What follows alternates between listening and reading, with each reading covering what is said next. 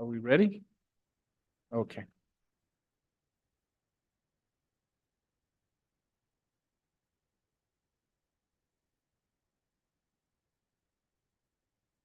Madam Clerk, you are live. Thank you, everybody, for coming.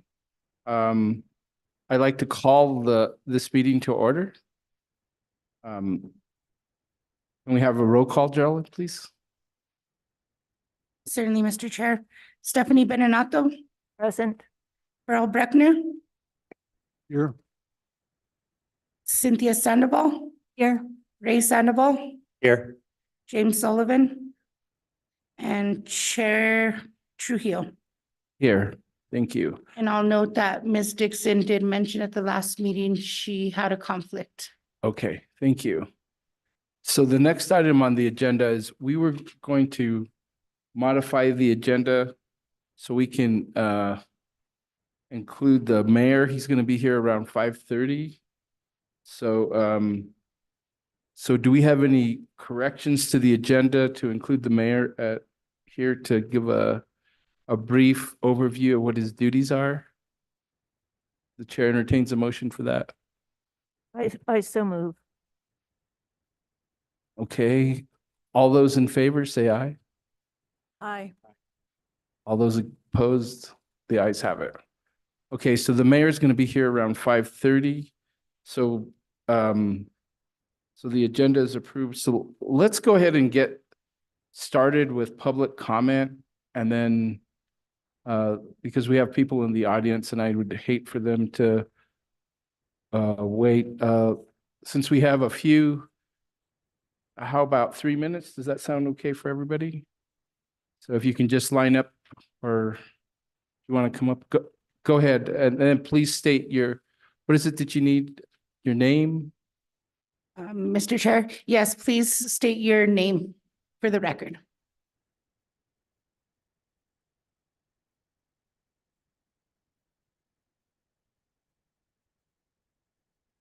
Hello, there we are. Thank you.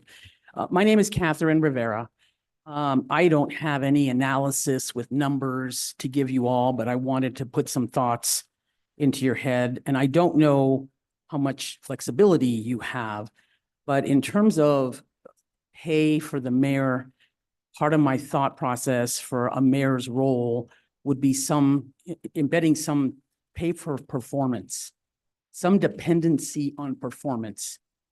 And some examples could be on-time audit completions. Some things could be the audit categorization.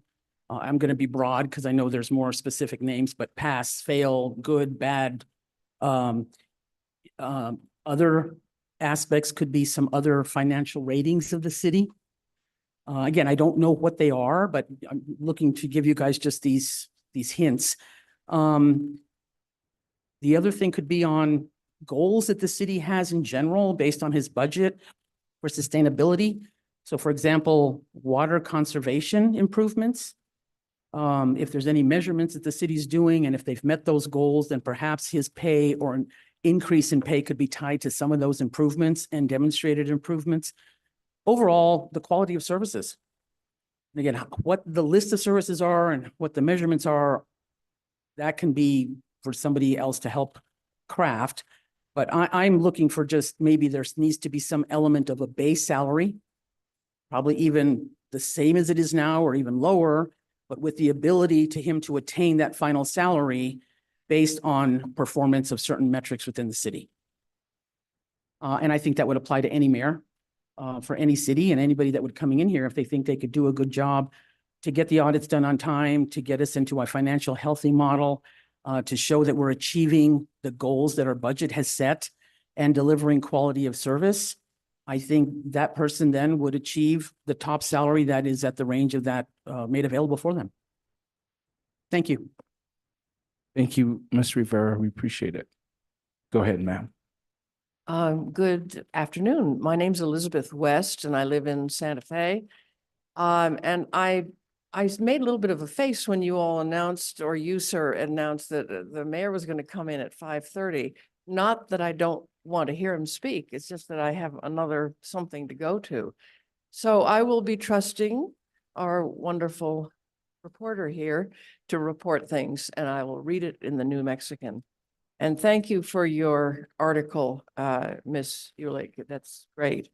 Also, some other people reached out to me, and I want to thank them. Let's see, I want to sort of introduce where I'm coming from a little bit by saying I did not vote for the strong mayor, the shift to a strong mayor back in the day, because I didn't think our city was ready for it. And I still feel that way. I think we've gotten very top heavy in the numbers of people who are earning a lot of money. I think they work hard. I don't want to take their jobs away from them. But I actually would love to echo what Ms. Rivera said. I think it's a pretty interesting way of going about it. I don't know if that can be worked in. Here are your goals. Here are the goals the city wants you to do. Coordinate with that. I can't quite visualize how that would happen, but I like that idea. In other words, you earn your keep, or you get to keep your earnings if you manage to make them work. I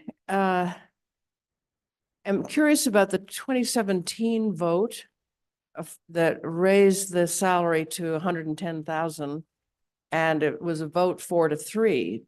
Does any of you have information that you could share or share with the reporter, could be in the paper, about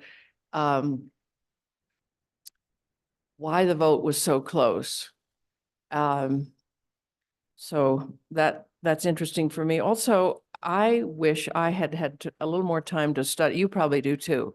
I've served on a committee with, I think it was with Karen Heldmeyer quite a while ago. And it was fascinating to be sitting where you are. And I enjoyed it, and it was work, and it was about redistricting. So I know that you're doing stuff. Thank you so much. I want to make sure that gets in my 3 minutes. I wish we could have a published way of looking at the specific duties or specified duties of each of the top city earners. For example, their job descriptions. The job description is kind of vague. Oh, my time is up. I don't know exactly what limit. You can have an extra minute if you'd like. Go ahead. There's not very many people here. Isn't she wonderful? Well, thank you very much. That's awfully nice. You're welcome. I apologize. I don't really know exactly how much a person who takes on this job should be paid. So putting things together, balancing out what other people are earning in equivalent kind of, which I call it sort of a top-heavy organization in our city, it gives me some pause.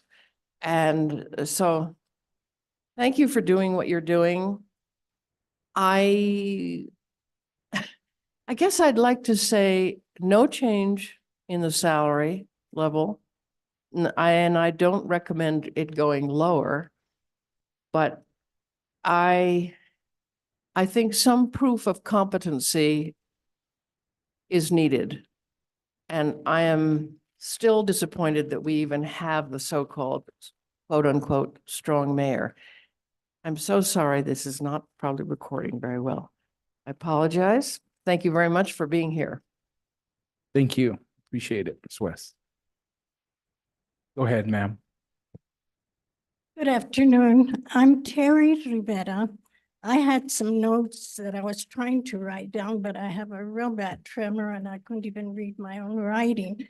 But I want to thank Stephanie for the little letter you wrote to the New Mexican saying that there was a meeting of the Independent Salary Commission. I didn't even know you guys existed. Anyway, I'm here and I'm here at the right time because the summer is coming up and I have had this problem with the salaries of the lifeguards at the swimming pool.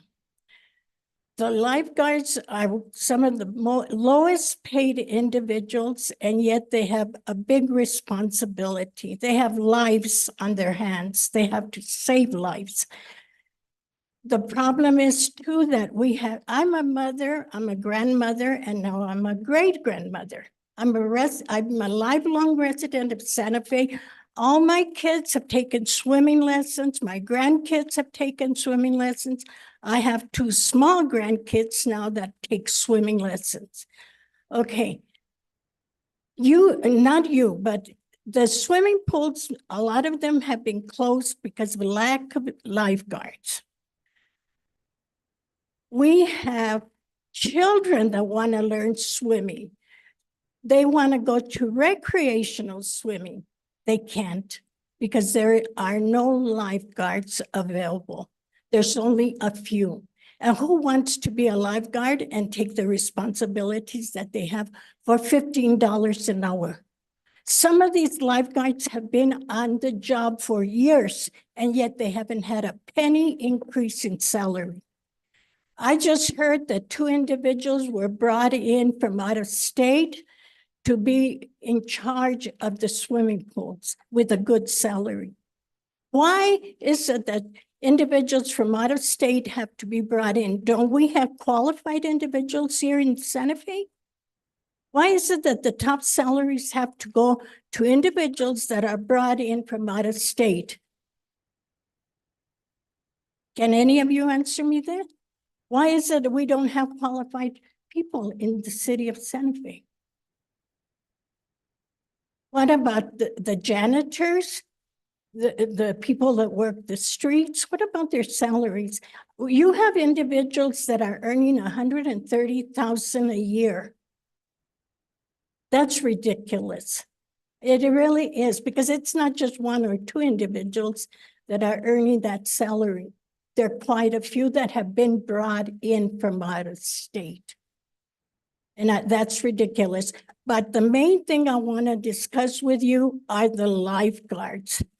Please, please do whatever you can to increase their salaries and take into consideration the responsibility that these individuals have. You'll have And- one and more by- minute, Ms. Rivera. Okay, and by the way, let me tell you something. The lab swimmers, we have Supreme Court justices that are retired that are going swimming there. The lifeguards are there to take care of them too. But I don't know what you guys can do. I don't know what your duties consist of. I had never heard of you, like I said. But I hope that you do take this into consideration and do something about it. You have any questions?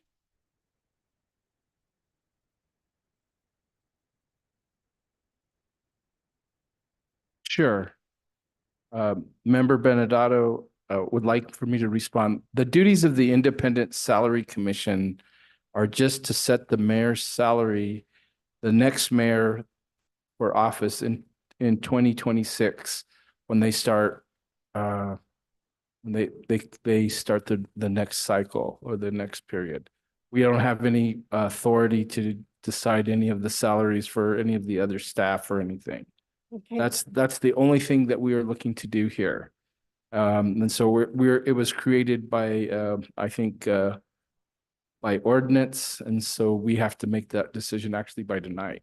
Just on the mayor's salary. Yes, ma'am. Well, as far as I'm concerned, you can lower the mayor's salary because I don't think he's doing a good job. I don't think he's representing the citizens of Santa Fe on the whole. I think he's representing the outsiders. Okay, thank you. So, Geraldine, do we have people online or people that would like to speak? Are there comments or something that you could provide to us? I did provide you with the comments that I received via PrimeGov. So those were on your should be right in front of you. I also included them in the packet as well. Okay. And there's nothing that's going on right now as we're going through. Okay.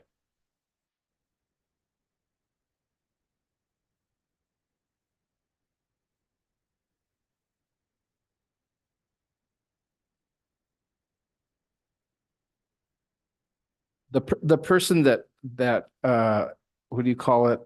The Human Resources Director is here and she's, staffing this.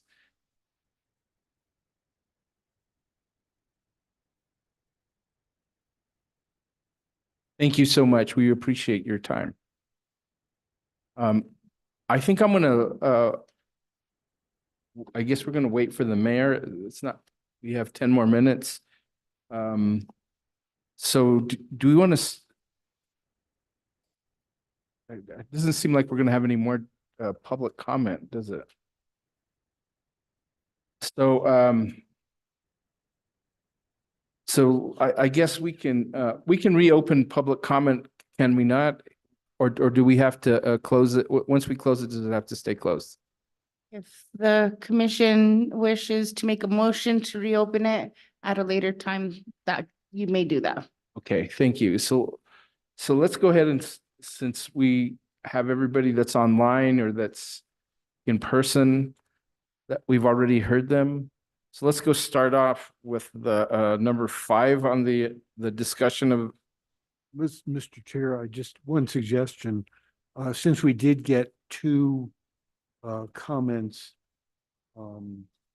submitted online or by email, or in the online system, the public maybe we should they're very short. okay, Reiterate them. Mr. Vice Chair, can you go ahead and read those to Sure. everybody, I'll be please? glad to. There was a comment submitted, both of these came in last evening. One was submitted from a Caitlin Rivera. And it says simply, no salary increase is the comment. And there's a second comment from a John Briggs. It says, whatever percentage raise the mayor gets should also be given to all city employees. And Caitlin Rivera, let's see, added to her comment on a second page I have here. It says, we need a new mayor, too much crime and drugs, no salary increase for no results. So those are the comments that we have provided through the system. Thank you, Mr. Vice Chair. So, just for the record, member, Bridget is here. Thank you. So, did you want to go ahead and start us off, Ms. Beninado? I just wanted to add to comments that in the comments in the paper, that one person did suggest $130,000 salary, but never actually said why. That was Manuel Garcia. Adding that as a public comment. Okay, thank you, Mrs. Beninado. Appreciate it. So, what I'd like to do is kind of start off with some of the information that we've gotten, some of the new information that's in your packet. And then when the mayor comes in, we can have him talk to us. One of the things that I found very interesting is, did you all get the City of Albuquerque's Independent Salary Commission report? So the reason I bring that up first is because they discussed a structure and they had questions on a survey for the mayor. And they surveyed Mayor Keller and he answered some questions over there. And some of those were, I mean, we'll wait for Mayor Weber to come, but some of those were information or we'll ask him. I would like to ask him some of the same questions because I think they're important. But basically they outlined over there what the duties of the mayor of Albuquerque were. Some of I mean, they have a somewhat different structure. They have a mayor council structure, except the mayor is the executive and he has the power like the governor to veto bills. And then he doesn't participate in the legislative process. But one of the things that was really interesting is this whole report is very enlightening to me. Mostly because it leaves something for prosperity. And they used a lot of the information here that they used on how to get that. I don't know, we don't have the time for that. But what I do think we can do is gather some information or gather some knowledge from what they did, because the difference between Albuquerque and Santa Fe is the population and the cost of living for the most part. So did you guys want to go ahead and start and comment with regards to that, or I would like to hear what members have to say about some of the data that we're looking at. You want to go ahead and start us off, Mr. Sandoval, Ray Sandoval? Well, I've been looking at the data all weekend, and I think that maybe what would be helpful is if folks have a methodology or a number just as a baseline. I mean, I think that would be helpful to figure out what we're thinking. We've all had a couple of days to look at this just to see if there's some consensus, at least on a baseline. And then that would help us determine that if the mayor comes in and we want to look at other things like performance or add something, but at least for me, I would like to start off with some sort of baseline. Okay. Member Cynthia Sandoval?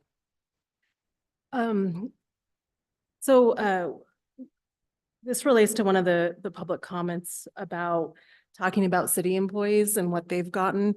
So one of the things that I did is I just did the math to look at the increases that city employees have received. And if the salary was in step with those increases, it would have been just a little over 133,000.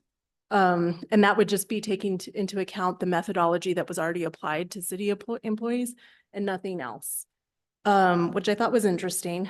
I also did the same exercise with the cost of living increase. With those numbers that we received, it was slightly higher. But I think that it probably is a little more meaningful to look at what the city employees received, because that was, again, using the methodology that they decided to use. I do think that it's good to look at the report from Albuquerque and what they did. I think that having veto power and having some of those other powers that mayor has does make it a less comparable. And I think that that's a higher level of authority. And so I think while it's good to look at the processes that they considered and what was involved in it, I think that there's always that caveat of we have to consider this position and what it is. Okay, thank you. Mr. Chairman, if I may interrupt really quickly. Sure. Thank you, Mr. Chairman. Member Cynthia Sandoval, I just want to make one really minor correction to the document that I gave on the pay increases for city employees. I did look back at the 2021 increases, and it was actually 1% less for department directors. And so if you would categorize the mayor in that same level, which you might, it would be 1% less. And so I recalculated that. I apologize for that oversight. It would be $129,813. So I kind of did the same calculation that you did, but it would be slightly lower because it was 1% lower for department directors that year. I just want to make that clarification. Thank you. Okay, Member Sullivan, go ahead. Read the documents from Albuquerque. I thought it was really fascinating. But I think we're talking apples and oranges here. I mean, Okay. hello? Oh, is it okay? I thought it's done. No. I should be done, actually. No. I've had a lot of judges tell me, you're done, Mr. But the only thing is, again, when you're looking at Albuquerque, you're looking at 5,800 employees versus 1,200 here. Population's 5 times. Correct.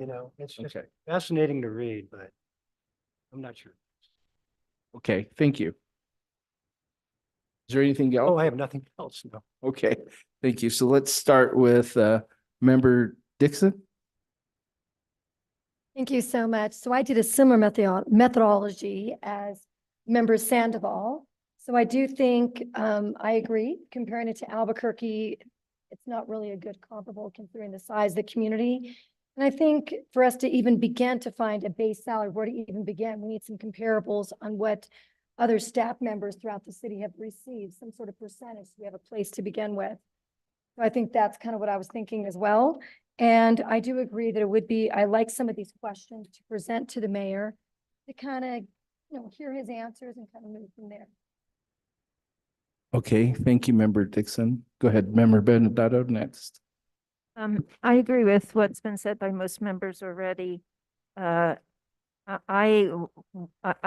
looked at the increases and I came to something like 22% over that period of time that we were given, with 3 retention bonuses as well. And the cost of living went up maybe about 3% more than that. So it seemed from a inflationary point of view that city employees were pretty well covered. I still am hesitant to just use the increase for employees as the basis for increasing the mayor's salary, because it is still a political position. And I would want to not make it so attractive that somebody just is running for it for the money. We hear from, it's a small amount of the public, yes, but we hear that they want some kind of metric-based performance standards, which I don't think we're actually capable of creating tonight. And I'm not sure how you would really do that without being, just being very perhaps subjective on some level. For me, I was thinking, yes, you need some increase because there has been inflation. But I was thinking more like $120,000. And if there is some kind of tie to any kind of salary increase, I would like to see it kept at 1 or 2% a year and not more. And if it's only a 2% increase for city employees generally, then maybe the mayor doesn't get an increase. So, but these are kind of very fine details, and I'm not sure how much time we're really going to have to go into things like that tonight. Thank you. Mr. Vice Chair? Thank you. I've really been pondering this in a lot of different ways. I think we need to realize that while the mayor is technically a city employee, he's in a different category. And because he's not hired, he's elected. The mayor is selected by the public and has no qualification requirements for the job other than residency and age over 18 or over. Has no advanced experience requirements. Doesn't have to submit a resume or show that he's demonstrated any skills that might be useful in the job. Not vetted in advance of hiring by an HR department or a board, as you would be in private. Or even as an employee, a hired employee of the city of Santa Fe. The mayor can't be fired. And go through a recall process. There's no one to fire the mayor. The mayor doesn't, I believe, have any kind of performance review by anybody or a board or anything else. So, which makes the analysis that was suggested, bonuses based on performance, I don't know, you'd have to create a whole new system to make that sort of thing happen. And I don't know, if maybe there are examples of cities that do that. I don't know. And although the mayor's description is referred to as a full-time job, mayor's not precluded from having a second job. It was interesting to look back at some of the information we have. And that was, I guess, during the vote for the strong mayor system, during the contemplation of the strong mayor system, a charter commission, I think this was almost 10 years ago, considered giving the mayor, limiting the mayor to not having a second job and clarifying there was 40 or more hours per week. That was taken out. It's only, the only words are there now is full-time. So anyway, the mayor's a different category of employee, and I think you handle his pay as an employee and process that, but other than that, it's really quite a different situation. I would also note that as we're looking at increases that perhaps should have been applied or could have been applied that employees got, some of those numbers were seriously affected by the pandemic. And like where there's an 8% cost of living increase in one of the years and 5% the year before. Both of those were the worst of the three pandemic years. And looking forward, since that's what we're charged to do, I don't know that that is going to be an impact in the future. And I don't know that the previous board commission didn't envision increases at that time. So I don't know that we're obligated to even think about trying to make up for a past shortfall. We just need to come up with a number now if we're going to come up with a number. And my final point is, I think we've been treated unfairly. I don't think this process, as short as it is fair to us, is fair to future mayors, or is fair to the public. So I come up with perhaps leaving things as they are, encouraging the city council to review what has happened here and see whether there's another month or so that they can give us to modify, to look at this again in a more methodical way. I mean, we were presented just with a whole bunch of questions in materials that Director Salazar sent us, which were very useful, and thank you, Chair, for finding them. But, you know, you can take these numbers and manipulate them in all kinds of different ways. I've come up with potential using the numbers and the charts that we have. You could say the mayor should be getting $65,000 a year. You could say the mayor should be getting $127,000 a year, using the same sets of data, but looking at them differently. So I'll end for now. Thank you very much. You're welcome. Thank you, Mr. Vice Chair. So I think I guess one of the things that I would like to say or bring out, I think that the mayor isn't I mean, I agree that the mayor is an elected position, but I would disagree with the fact that the mayor doesn't have to go through any type of scrutiny. I think going through an election and being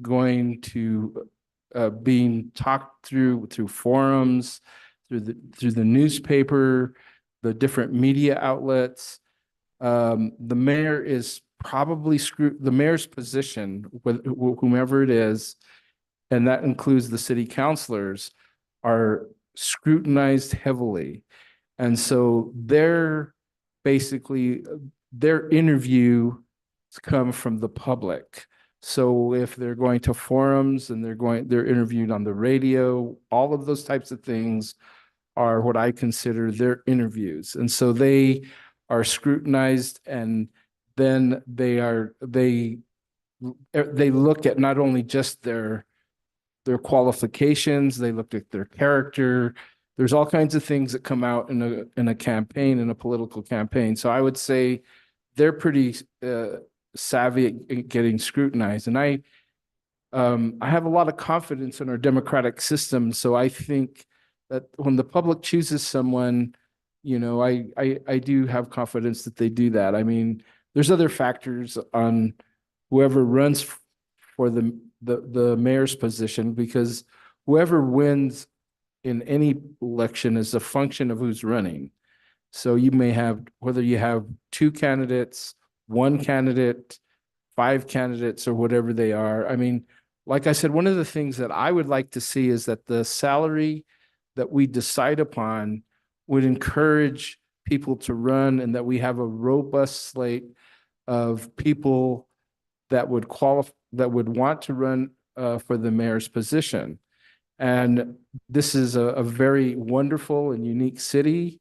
It's, you know, there's a lot of things to this city. There's a good quality of life. It's diversity. So I think those are all good things that we need to take into account whenever we're looking for this. But I think it is a unique position, and I think the mayor and the city councilors do get scrutinized. One of the things I would like to ask staff, so Bernadette, did the city councilors get any of these cost of living raises, or was it just the staff? Mr. Chairman, no elected official received the increases. And is that because it's in a code, or is that, and it's set by the charter or the ordinance? Is that how it works?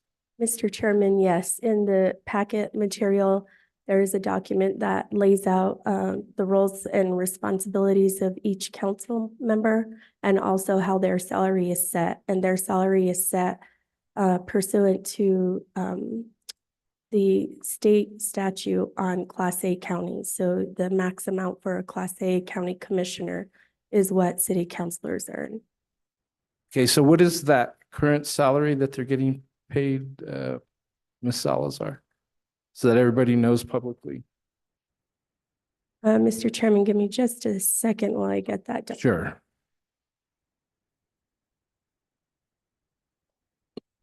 Mr. Chairman, that salary is $39,106 annually. And so if this salary is done statutorily, so it can't be raised, is that what you're telling me? Mr. Chairman, the city council salary is pursuant to our city code, and our city code then references the statutes, chapter 4 for Class A counties. And right now, Class A county, the salary is the amount that I just said, the $39,000. So it appears to me that all the elected officials are regulated by ordinance or a statute. And I guess we have more of a leeway to, I guess, set the mayor's salaries, because it doesn't appear, is the mayor's salaries regulated by state statute also, or do we just? Mr. Chairman, the salary is regulated for the mayor under our code, and it's by this commission. Okay, so the mayor is unique in that of all the elected officials, it's only regulated by the city itself through the Independent Salary Commission, and the city councilors are regulated by state statute. So I guess where I'm going with that is if you look at most of these city councilors and all the elected officials, they do work a significant amount of hours. I don't know if they work as much as the mayor. We'll be here to listen to what the mayor has to say when he comes in, but they do work a significant amount of hours, probably more than I mean, I don't know what to say, but they work a significant amount of hours. They are in committees, they go to constituent meetings, they work in drafting legislation, although they do have help from the city attorney's office's legislative staff, but they do have a lot of that. So being an elected official requires a lot of time, no matter how much you're getting paid for it. So I guess one of the things that I guess we're looking at anywhere between 99,000 to, what is it, 133,000 is what we were talking about, or 129,000 if they were to go to 129,913. If they were, if the mayor were to receive, would have received those cost of living bonuses? That's kind of the range that we're talking about. Is that correct? So, are there any considerations that we want to talk about with regards to that, or do we want to have a discussion? Go ahead, Member Benedetto. I just want to say that the city councilors' salaries are set by state law. And they probably haven't gotten a raise for some time or any adjustment.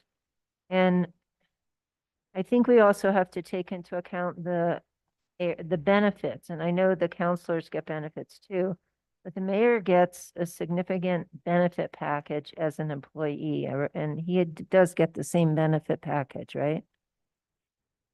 Mr. Chairman, Member Beninato, I'm happy to speak to the benefits per the last discussion if you would like me to do that now.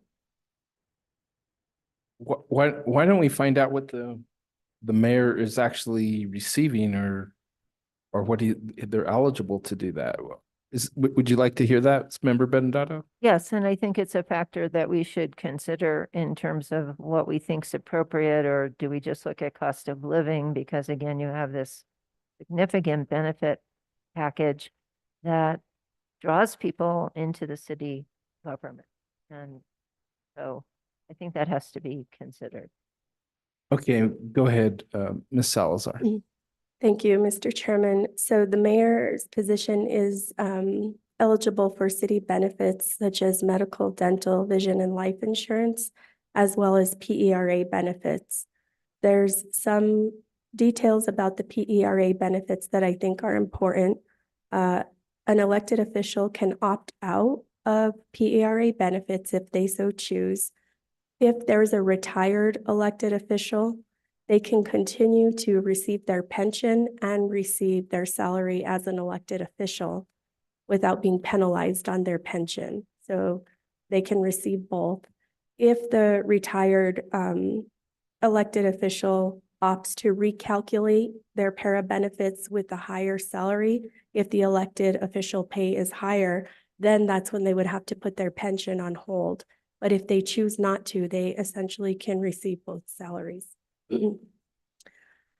With city employees, we did a total compensation, we call it the total compensation wheel, and the mayor's position is not eligible for any accrued leave, so we removed that.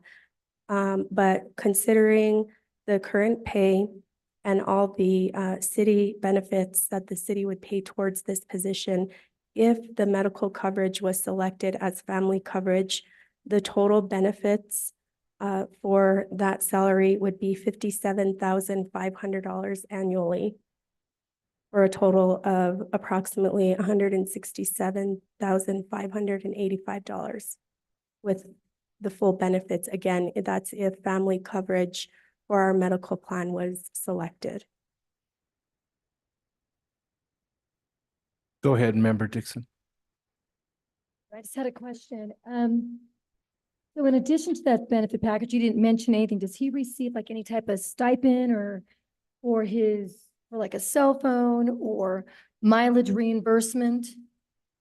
Any discretionary income that he receives in addition to that benefit package? Mr. Chairman, Member Dixon, I'm not aware of any stipends or additional benefits of that sort.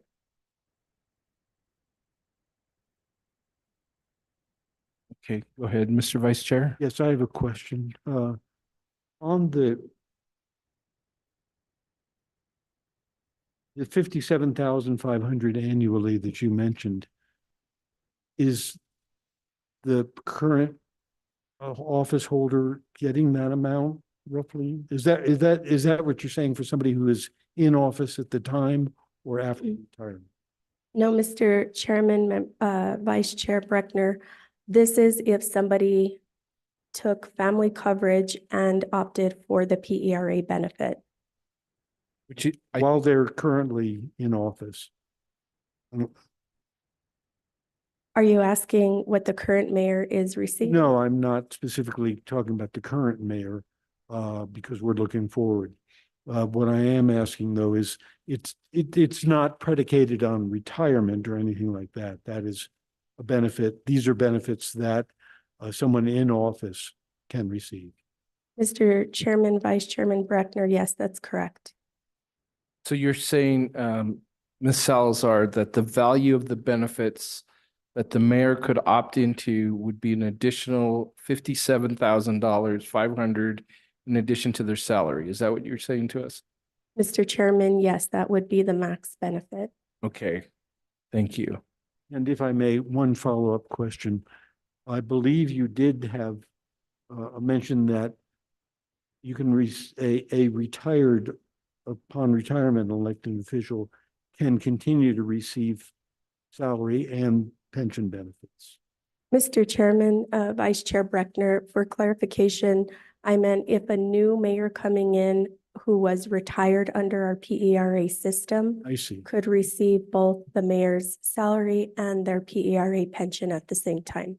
I know that sometimes there's a lot of questions whether people have to put their salary on hold if they come back to work for a government entity required to contribute to PERA. And the answer for elected officials is no, because they have the opportunity to continue to collect their pension and receive the elected official pay.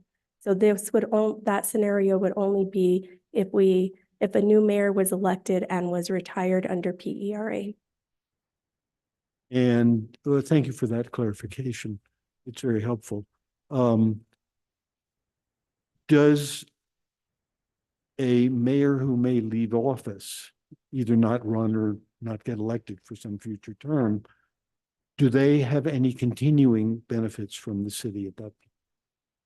Mr. Chairman, Vice Chair Breckner, the benefits would be under PERA rules and regulations. So whatever that looks like as far as their pension would be through them, but it would not be through the city of Santa Fe no longer, since they would no longer be on the payroll.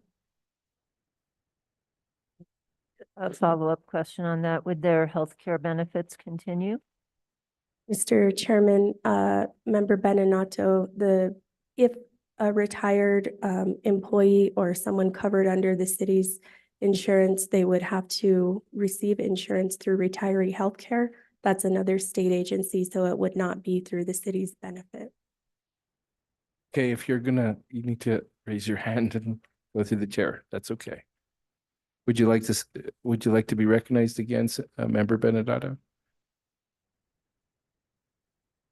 Did I ask this? It's your floor. If you want, whatever questions you want to ask, No, that was just a follow-up question that I won't have. go ahead. That was. That was it. Does anybody else have any questions? Member Dixon, go ahead. Not a question regarding what we've been speaking about, but I'm just curious. I know that several members. Can you use your? I usually have it's such a strong voice. Well, it's to be heard on. Oh, absolutely. I know there's been some concern on a salary that was considered incredibly high I guess there's the concern of paying too much, or you're getting a candidate that's more interested in the salary, not the position itself. I'm just curious, does anyone have any idea what that threshold is? Is it 200,000? Is it 150,000? I know we've talked about a benchmark of up to about $129,000, but what's the max threshold? At what point does this group feel that the salary is too high and we're attracting the talent for the salary and not for the qualifications? Did I articulate that well? Yeah, does anybody want to? Go ahead, Member Ray Sandoval. I think that if the numbers that we've been throwing out, I think for me, like 135 is that top range. I mean, I've heard some good arguments for 133. I've heard some for lower. I mean, I haven't decided on a number, but I do think there's a risk that if you set the salary too high, then you're going to have people who are running for the salary. And I do trust voters, but at the same time, you never know what you buy, right? Buyer's remorse. Right. Go ahead, Member Benedetto. Yeah, I don't want to even talk about what would be too high.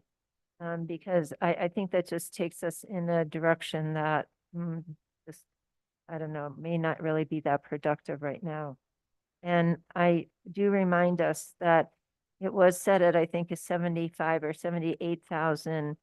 I think there was a strong advocacy to go higher, like 170 or something. And a lot of pushback on public comment from that. And it was agreed to at 110. So I kind of feel comfortable that there's already been some kind of public discussion about where the salary is now.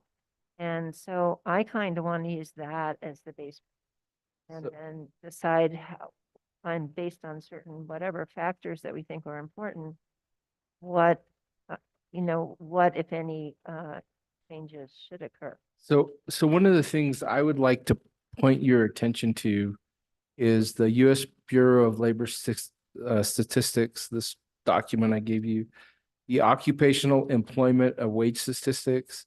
These are under the NAICS codes for chief executives. And if you go on the second page, the top line is for local governments, excluding schools and hospitals. And this compares Santa Fe's wages with the national medium. And what they're saying is that the national medium for these types of executives is $156,620. And these are for basically mayors, just government executives, department directors, different types of things. So I just wanted to point, this is what I would consider just objective data that comes over there. I mean, one of the reasons I haven't decided on where I would like to be with a baseline, but one of the things is part of my work as an economic developer, as I've told you before, is that Santa Fe's salaries, except for the people who are living wage, have been below the market wage.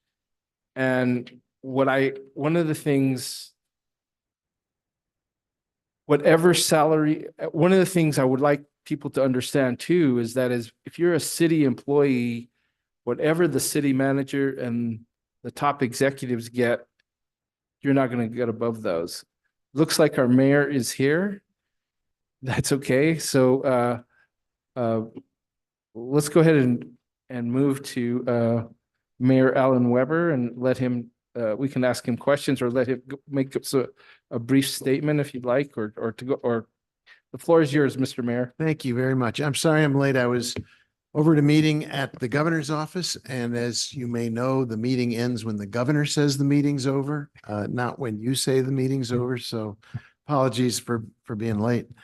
I'm happy to chat about anything that's on your mind that'll help you with this task. Thank you for doing it. It's not an easy committee to serve on. I understand that. And I think you have to almost accept the fact that there is no right number. It's not as if you could feed all the data into a computer, it would spit out the correct answer and then you just report that out. I think there are things to evaluate and ways to establish the basis for a decision or the parameters of a decision. But I want to, I hope, reduce any stress you're putting on yourselves to quote unquote get it right, because I'm not sure that's really the definition of victory. I think the important thing is to think through what you think the salary needs to do to achieve goals that you're establishing as the way to have a successful opportunity for people to serve in the mayor's job. And I think there are ways to structure the trade-offs, if you will. I think there is the number, whatever the number turns out to be that you all recommend, it ought to enable people to hold down the job full time. And it should not exclude people from the opportunity to be in the mayor's position based on personal income or family responsibilities. I'm very fortunate in the sense that I don't have to go home to kids. And that's a whole game changer. If you're a young family elected official and at the end of the day, you've got family responsibilities to rush home to and food to put on the table for a family, it's a very different ballgame than if you are at a different point in your life, in your career, where that's not a factor you're trying to evaluate. I think the whatever the amount of money is that you figure out, I don't think many people will run for this office in order to get rich. It just doesn't work that way. So the question becomes not, will it be financially rewarding, but is it sustainable? And is it, does it open opportunity to more people rather than fewer people? I don't know about other mayors in other times or in other communities. You get invited to a significant number of events where tickets are involved. Some mayors accept free tickets. It's within a certain amount that's permitted. I have tried through my terms to pay for my tickets because I think it is a way to support the organizations that you've been invited to attend. I don't know that every mayor, depending on the salary, would be able to do that out of pocket expense. But it's a factor because there is the expectation that mayors show up. That's part of the job. So, I mean, I feel like I'm kind of rambling on. Why don't you tell me how I could help you? And I'm happy to be absolutely candid with you about how I see the role of the mayor, but I think ultimately you all are going to be in the position to attempt your best to structure a compensation number that does most of all allow people who want to serve to have that opportunity. Okay, who would like to start with asking questions? Member Beninado, go ahead. Thank you, Mayor Weber, for coming to this commission's hearing. And for me, I'm more interested in sort of pragmatic information in that how do you spend a typical day or a typical week in terms of, you know, just what do you do? And, you know, and what do you consider to be part of the executive, legislative, or ceremonial / political? Just to give us an idea of the kinds of time commitments that a mayor would make and to think about that in terms of compensation. Yeah, that's a really interesting question. And I'll start by saying that as far as I know, there is no actual day-to-day job description for mayors, any mayor. I suspect that every mayor does this job in their own way as they evaluate their strengths and their responsibilities. If you're just thinking about time commitment, I'm usually at the office every morning around 8 o'clock in the morning. The evening and afternoon events vary. There are obviously governing body meetings that take place, and you're expected to be the chair of those.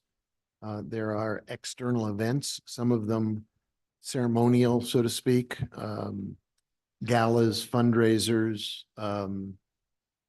celebratory events. There are also events that are really significant for the community where the mayor's presence to read a proclamation or to give a welcoming talk is simply part of the job. The day there, I smiled when you asked a typical day because, as you could expect, there really is not such a thing as a format for a day. But I would say, as most mayors, most people in an executive role of any kind, there are both day-to-day responsibilities, meetings, presentations, briefings that department heads bring to the mayor's office. There are ongoing priorities that we have set up, standing committees to try to address. So we have a housing tiger team. We have an airport tiger team. We have a tiger team around homelessness. We have a tiger team around the issue of water and water policy. And those are standing meetings. I have standing meetings with a number of the key department heads who come in to give me their updates on either critical priorities or events, unanticipated events that require rapid response. Yesterday, as you know, there was an afternoon where we just threw the office doors open and anyone who wants to spend 10 minutes with the mayor walks in the door, and we take 10 minutes with anyone who wants to visit with the mayor and raise an issue. And so we're doing that. So after post-COVID, we're now able to do that on a monthly basis. I usually, if there's no event in an evening, I'll try to get home by 6:30 or 7 to actually have dinner with my wife, which is a nice thing. Saturdays are full, almost always. To the best of my ability, I try to reserve some time on Sunday just for decompressing and then in the evening on a Sunday, doing prep work for the week ahead to get my own list of priorities actually literally written out for the week ahead, so I know what I'm trying to accomplish in that week. The amount of time that you spend prepping is significant. I don't know that, again, this is a personal way of doing the job. I rarely walk into a significant meeting or an event or a place where I'm expected to give some remarks without putting time in ahead of time. You don't wing it. It turns out that doesn't work very well. And it also doesn't respect the people who are asking you to come in the first place. So I think for every hour of an event, there's a half an hour or so of prep time ahead of time. If it's a governing body meeting, it's significantly more than that. For all of the governing body meetings, there's a review of every item on the agenda. There's going over what the matter represents and evaluating if there's work to be done in ahead of time to answer questions that we know are going to come down from either the residents or from members of the governing body. I'm not sure I can paint a picture any better than that, but that's a fair depiction of the way I do the job. Okay, well, hold on. Let's just go with the rest of the members and then we can go to follow-up questions. That way everybody gets a chance to ask the mayor.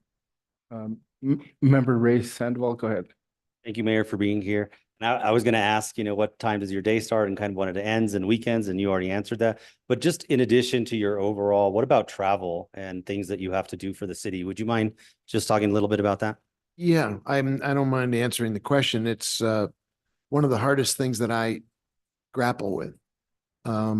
There are opportunities that come into the mayor's office to participate in events. The city of Santa Fe has long been a member of the U.S. Conference of Mayors, and that predates me, and I maintain that membership. There are usually 2 meetings a year of the U.S. Conference of Mayors. Sometimes an extra one slips in depending on the issues of the day.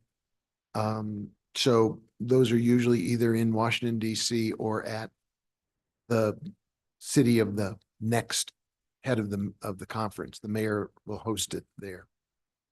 I've tried to go to those. I've missed a few, but I've gone to as many as I can go to. I think it's a learning experience and it's a really valuable way to represent the city. I've been very cautious about accepting invitations to other kinds of travel.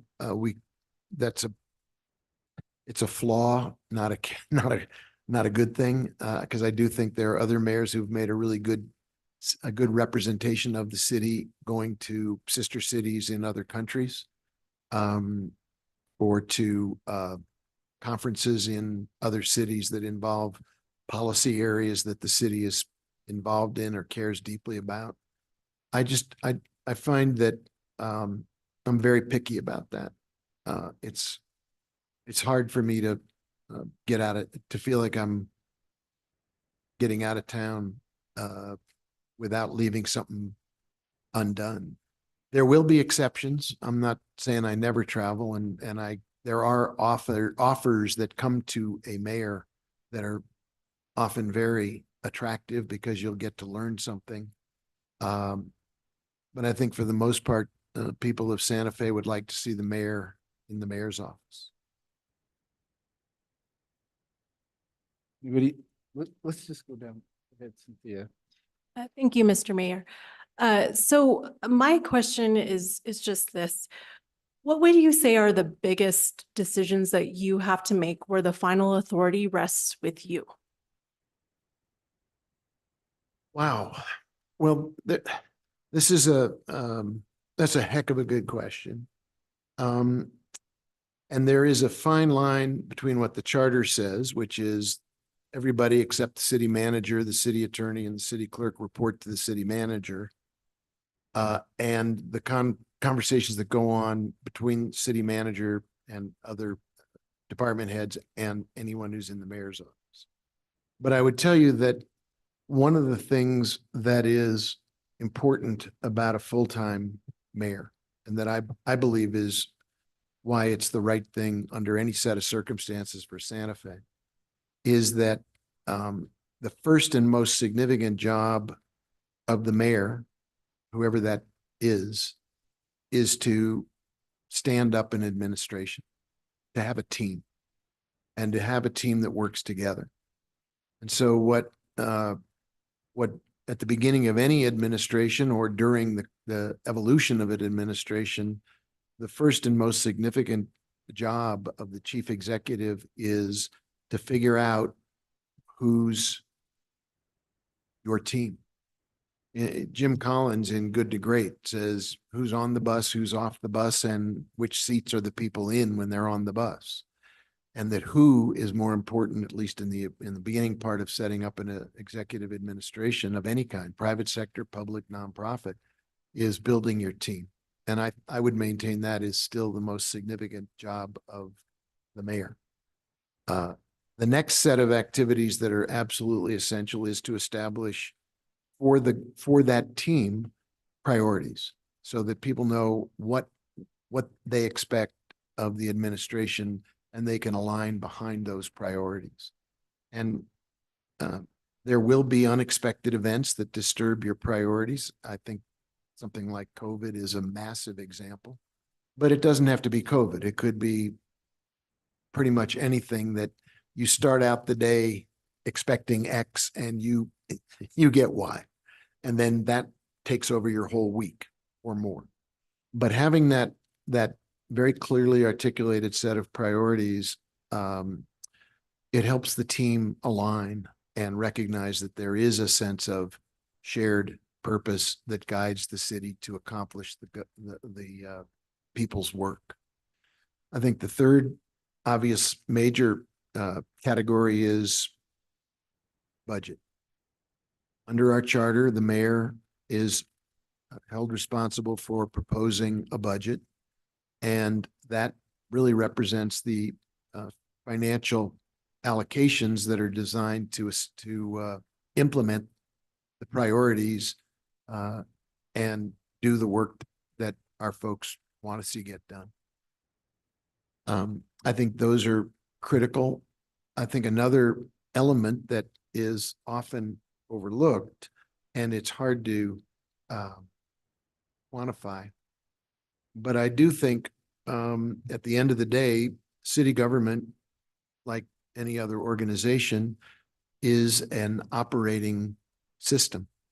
And it's ultimately the mayor's job to be we have a city manager, but the mayor the buck stops with the mayor, and managing, having a focus on what good management looks like so that the city operates as effectively and efficiently as possible is a significant role. It doesn't mean you do it yourself, but it does mean that you establish expectations, conditions, recognition, so that the city is run as well and effectively as possible, and the work gets done.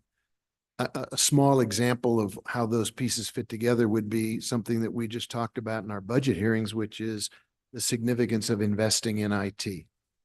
Rarely do elected officials get applause for investing in IT. It's invisible, it's transient, it changes. But if we are not a 21st century city when it comes to IT, all the other things that we want to see get done won't get done. And having a focus on invisible but essential priorities is something that the mayor needs to have on the list of things to do. There's probably more, but that's a pretty good top of mind list. Thank you.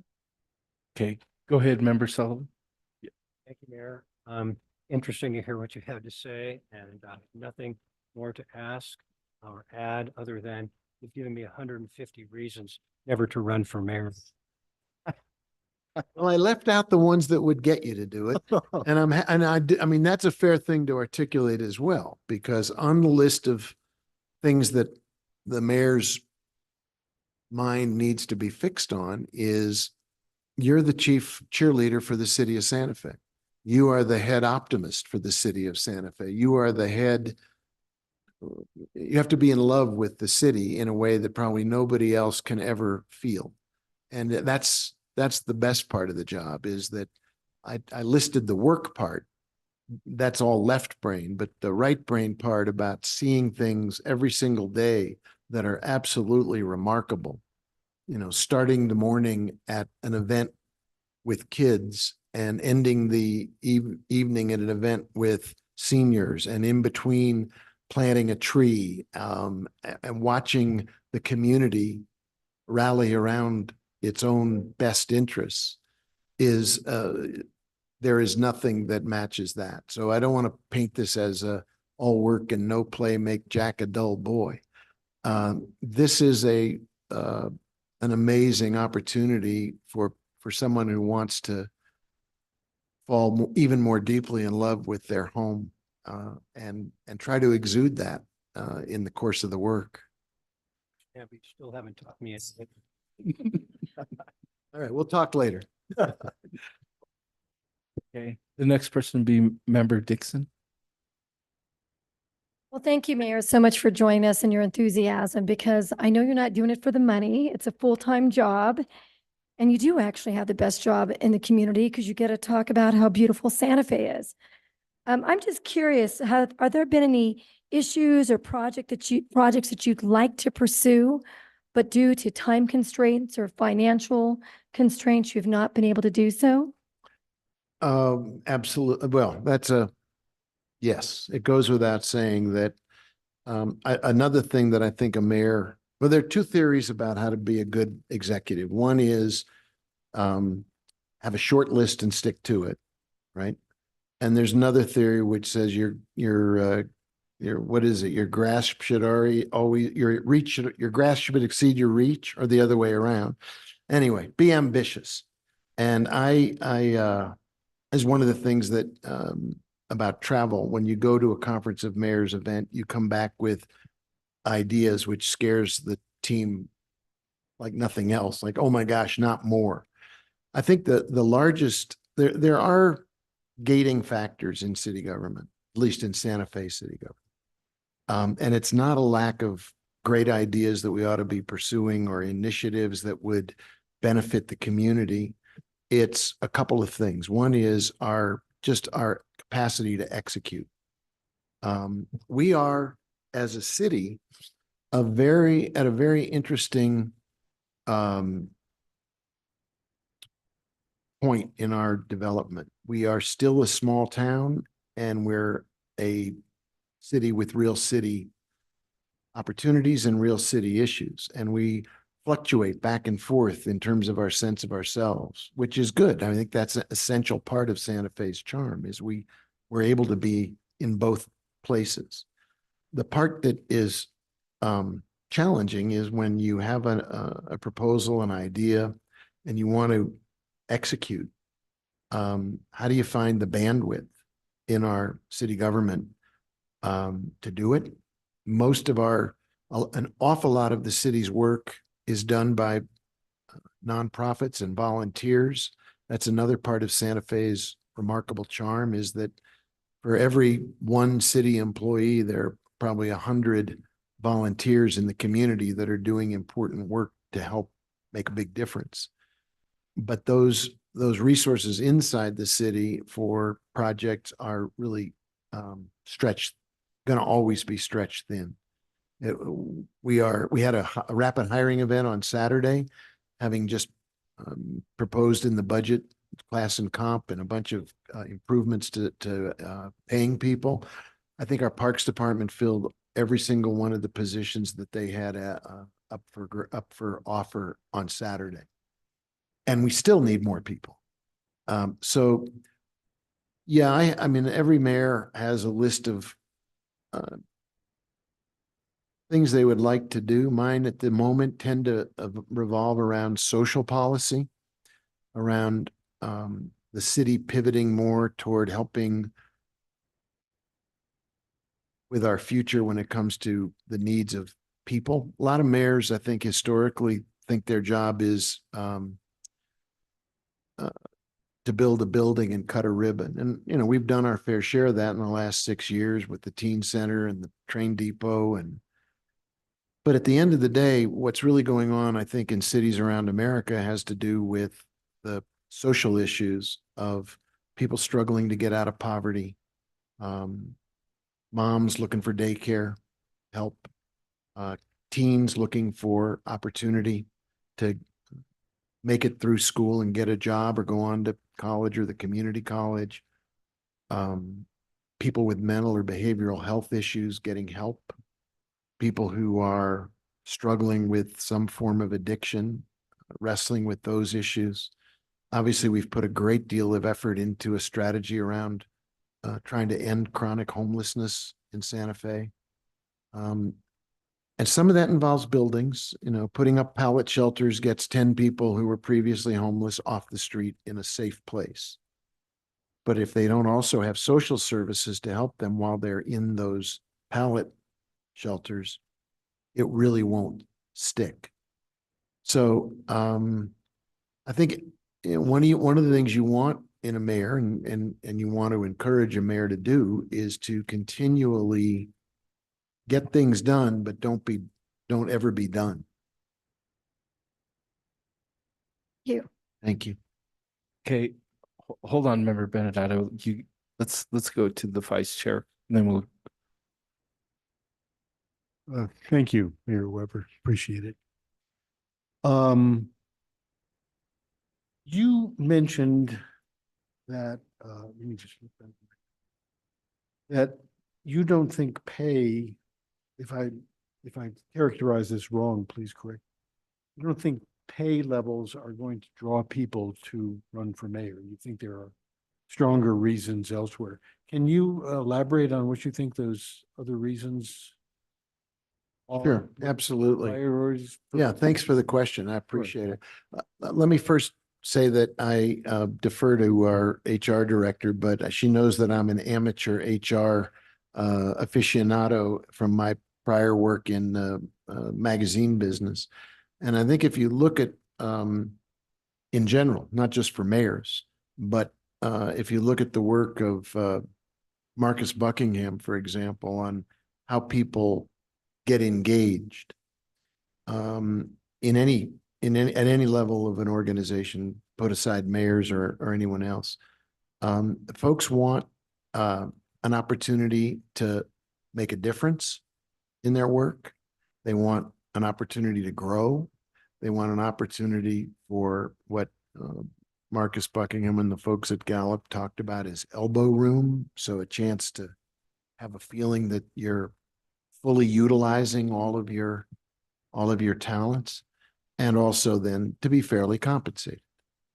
I think in elective office, and we should never forget that we've been focusing mostly on, and you've been very polite about it, I appreciate it, mayor as CEO of a very large and complicated organization. But unlike private sector CEOs or people in that leadership role, you run for office as a mayor, and that's a big difference. So I think people who run for office in our country right now do it for a variety of reasons. In some instances, I think it is because they have been raised an awful lot of the times. It starts at families where you come out of a family where there's a tradition of service and a desire to bring your hard work to a place where it can make a difference for more than just yourself. So I think that makes a big difference for elected officials. I think there is a feeling of connection to the community. And we talked about that a little bit, that this is a place where you get to see all of the city and be a part of as much of the city as you can connect with. Your member asked me about travel. I took it to mean outside the city, but there's a lot of travel inside the city. And one of the things that the mayor, not just me, but any mayor gets to do is go to meetings and events and really try to touch as much of the city as you possibly can, so that you really feel it. And I think there's a part of that that political folks are drawn to, because it really creates connection and it creates a sense of really deep engagement that for an elected official is it's a form of emotional compensation, if you will. It's social capital. And I think that's true of the people who serve our city government. I think they are doing it for the right reasons. They're looking for a way to carry their values and the values of the people who elect them into action. And I don't know that there's a pay package that is more important than that. Thank you very much. And Mr. Chair, if you'll indulge me, I have one quick question based on one of our visitors earlier. Okay, go ahead, Mr. Vice Chair. One of the commenters who was here before you were here, public commenters, raised the question of, or made the suggestion that they'd like to see a mayor compensated based on performance in some fashion or another. Have a base, but then increases based on accomplishments and achieving goals. Do you think that's a feasible way of compensating a mayor? I think it's an interesting idea, and I think it's fair to play with it a little bit. By which I don't mean in negative. I mean play it in your mind with it. You know, when I first got elected, I was thinking that it would be interesting to see what the city of Santa Fe's stock price would be on the New York Stock Exchange. I don't know how you would evaluate what our current stock price is. I think it'd be pretty high myself. Better than Tesla? I beg your pardon? Better than Tesla? Well, it would certainly be more reliable than Tesla and less likely to veer into strange places. But I think that's what that individual was, whether they knew it or not. They're thinking about how do you evaluate the performance of a chief executive. And in the private sector, when it's a publicly traded corporation, you think about how's the stock price performing? What are the investors getting back? We have investors, they're called residents. And they invest not just their tax money, but their hopes and their dreams in the city. whether there would be, and I talked about this with one of my friends in finance about it. You know, some companies that are not publicly traded have shadow stock that they use as a way of pretending they're publicly traded. I don't know that you could do that with a public sector entity like the city of Santa Fe. And I don't think it would, I don't know how you would, I don't think you could incentivize, I don't think, in other words, sometimes CEOs in the private sector get stock options. I don't think that really can work for a public sector entity, that you say the mayor can have a bonus if we fill over 5,000 potholes or something. I'm not sure that that's the route you want to go with this job. But it's an intriguing, I salute whoever brought it up as a way of linking pay to performance, because we do it in other places. We frequently in the private sector. Thank you, Okay. Mr. Chair. You're welcome. Is there any more, Member Beninati, you had a follow-up? I did, thank you. More back to like the organizational chart and how things work. Because again, I think it helps us understand timing. It seemed like in the Article 5, that you appoint, city manager, attorney, and city clerk. But it sounds like you both have meetings with the same department heads, maybe focusing on different projects. But I wonder again how the office of mayor and the office of city manager actually interact and interrelate, and how you view the charter, when would the mayor step in and say, I'm actually the CEO here, or would you never do that because you appointed this person and you have ultimate trust in them? Yeah, that's a great question. I think the dialogue is ongoing. If you ask me how you spend your day, a lot of it is spent in conversation, either sit down or in passing about what are you working on? Did you hear about this? We just got a text message about this. What are we going to do about it? How are we responding? And I think it's a partnership. I think it's like any enterprise where there's imagine a CEO and a COO. They're in partnership, but they have different responsibilities. The city manager and I think Director Salazar talked about this, and then a significant amount of city manager's time is spent on very detailed personnel related issues. They all come to the city manager if there's an issue. They don't come to the mayor. That's really not either how it's supposed to work or how it does work. But I think when it comes to executing projects, responding to unanticipated events, checking in on our upcoming agenda, trying to think ahead, that's where the city manager and the mayor are partners in trying to effectuate the outcomes of our working agenda. I left out one thing I wanted to come back and circle back to for 1 second, because there is a part of the job that is, everybody does it differently, but this is the way I have always done my jobs, whether it was in the private sector or here. The public in Santa Fe expects to be able to send an email directly to the mayor and get an answer from the mayor.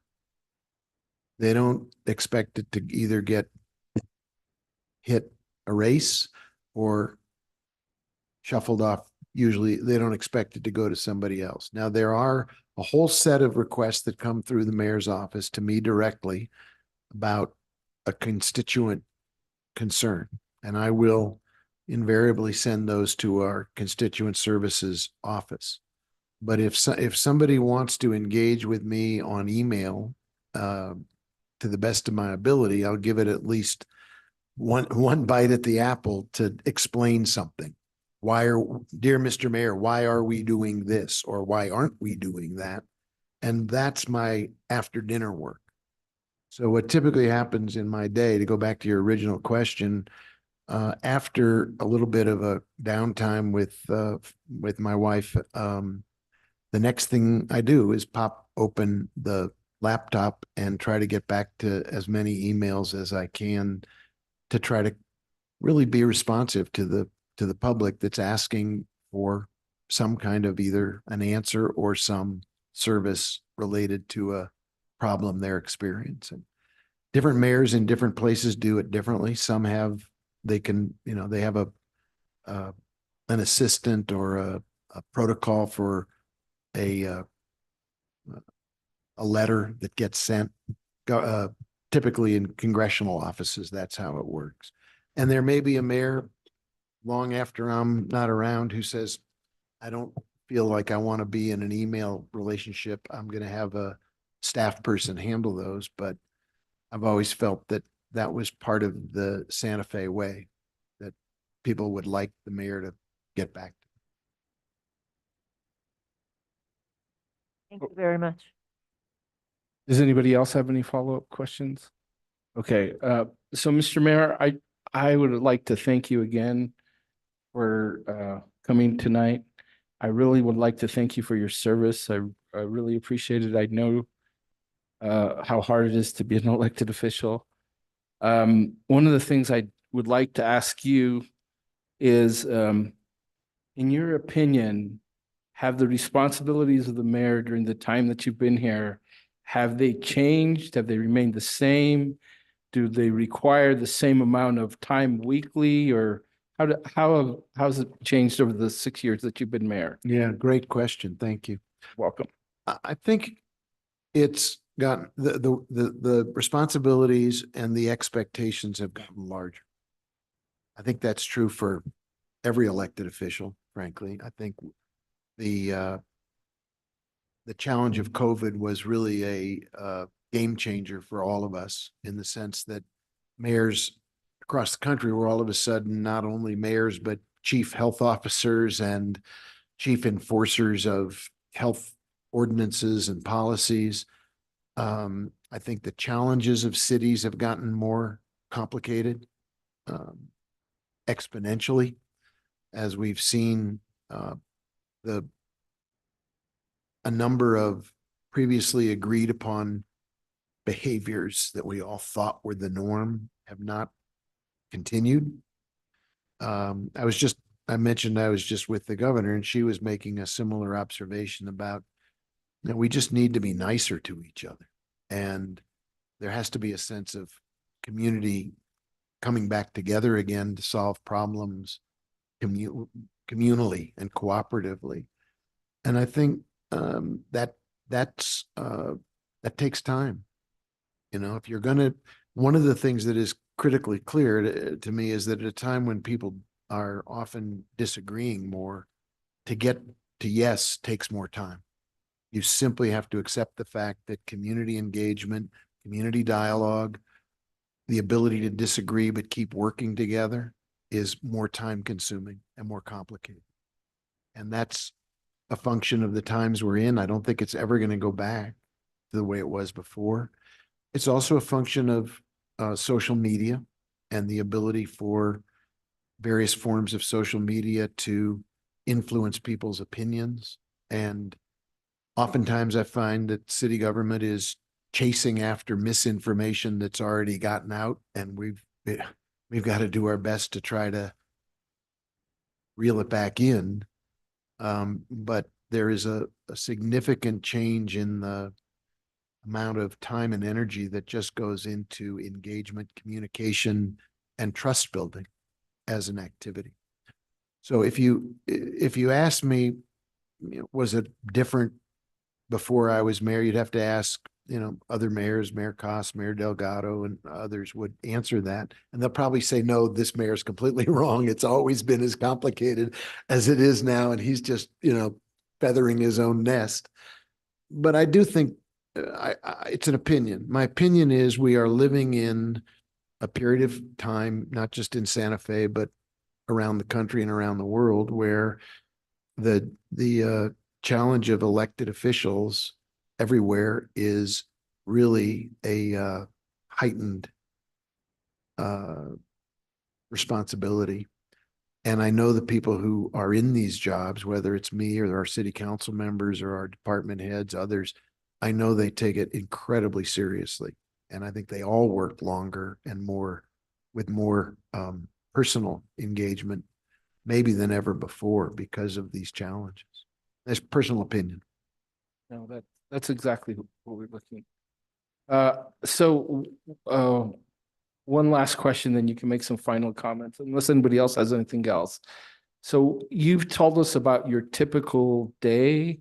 So approximately how many hours in a week with all of these different functions and all the things that you've described do you usually put in, more or less?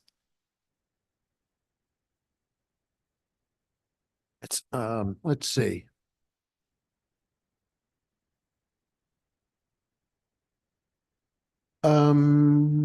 It's probably an 80-hour week in that neighborhood.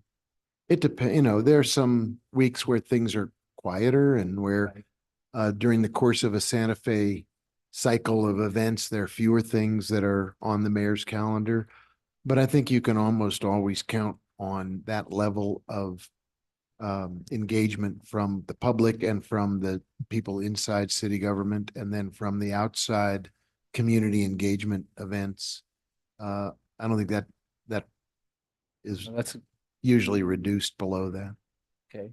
So is there any final comments or anything that you think would be important to for us to consider in determining the mayor's salary? First of all, I think what you guys, I appreciate you all throwing your hat in the ring. And you said you wouldn't want to run for mayor. I don't know if I'd want to be on your committee. It's a hard job. You know, I think it's fair to say that there, as I said when I began, it's not as if there is a right answer that if you pick this number rather than that number, somehow you've flunked the test. I wouldn't put yourself in that position ever. I think you're weighing all the right variables, right? I think you want the job of the mayor to be available to people who want to do it for the right reasons and bring their talents and gifts and skills and commitment and energy and love into the office. I do think it is a very demanding job for anyone. You know, you asked me, I was going to tell you that there's a kind of the correct answer to how many hours a week is there's no off switch. There just isn't. You know, there is no time of day or night when the mayor is not potentially going to get a text message about something that needs to be addressed. And so that's not to say that I don't sleep at night, but it is for the people who step into that role, it isn't you don't clock out at the end of the day.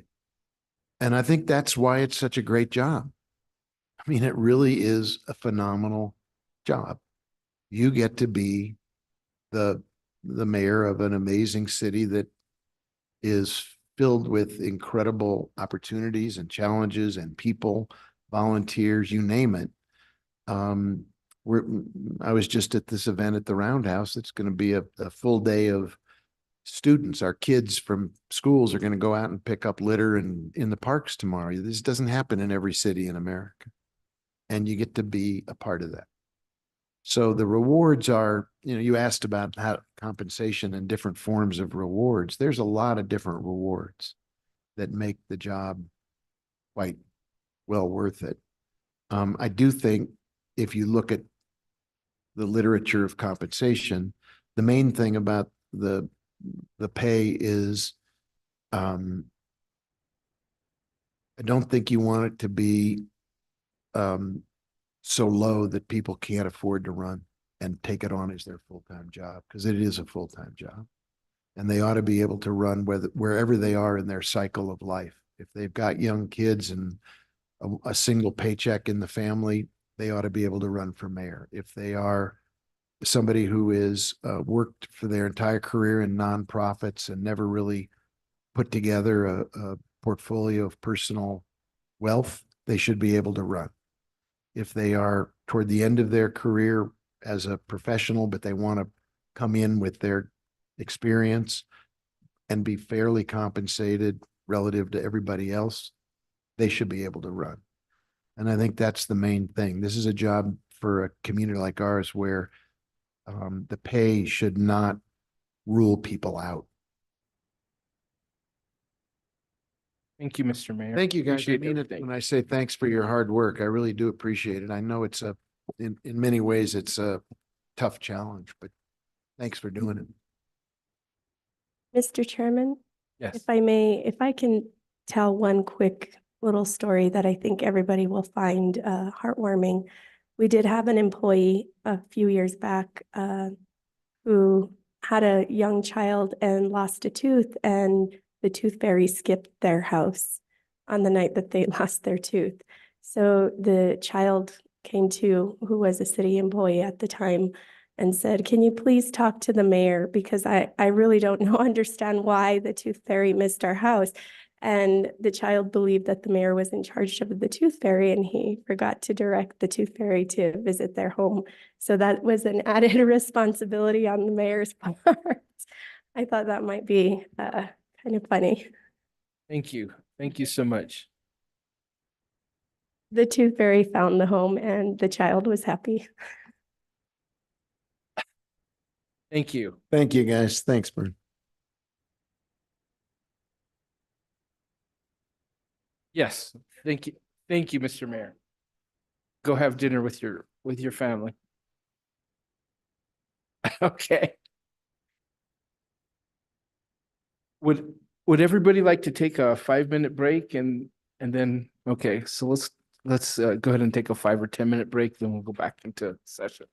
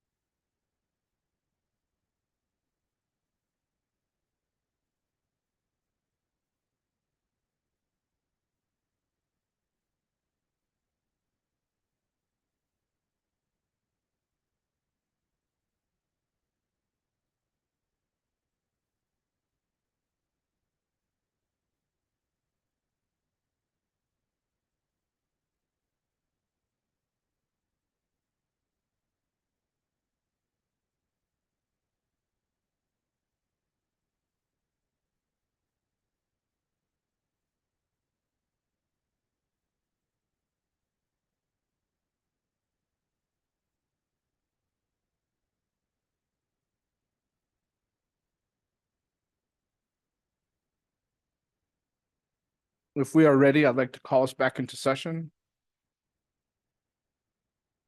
I guess there's nobody else in the public. I was hoping some people would stay around. So let's get back to the discussion item of setting the mayor's salary. Before the mayor was coming in, I was letting you know, or I was talking to you about you know, how Santa Fe's occupations typically are below the market wages nationally and even regionally. And the reason I think that is important is that people have to understand is that the higher the salary that any person makes, whether you're working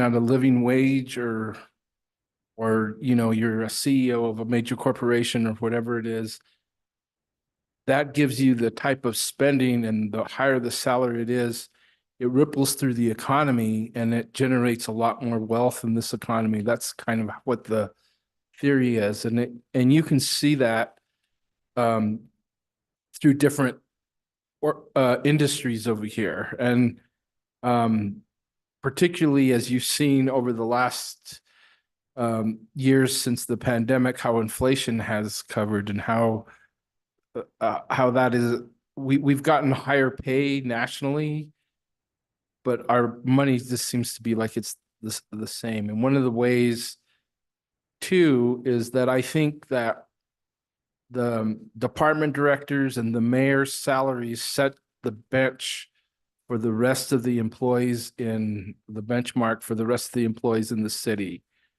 And I think it's important because of the values of we have a living wage, that we have a very competitive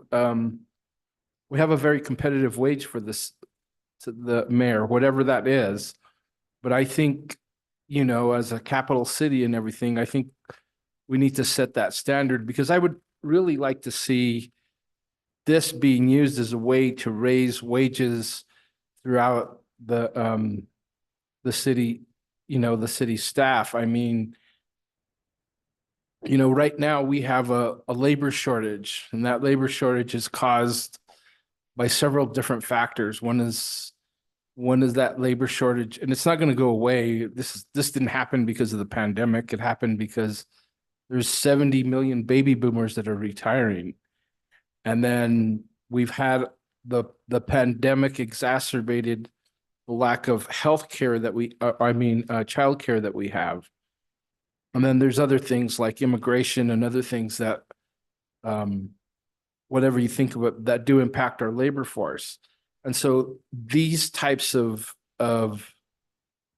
issues play into recruiting people to come and work over here. And what I would like to see is the city of Santa Fe be a place of choice for people who are working government service, that they would want to come over here and work because of the pay, the benefits. I can tell you, who, as a person who's worked here and worked at the state level also, and also worked in the private sector, the benefits for city employees are exceptional. And that means a lot, particularly this benefit package is a very robust benefit package, but it does make a big difference in retention and helping people to recruit for that. So I think it's very enlightening for me to hear the mayor talk, to hear the duties and everything. But I do think that my opinion is that we shouldn't be afraid to go to a little bit higher end of the scale, because I do think it would be good for the community, whatever that means. It could be, you know, 130, 135, 140, you know, I told you that the medium wage was 156,000 for other government officials. I mean, there's people in some of the places that we looked at that are doing 150,000.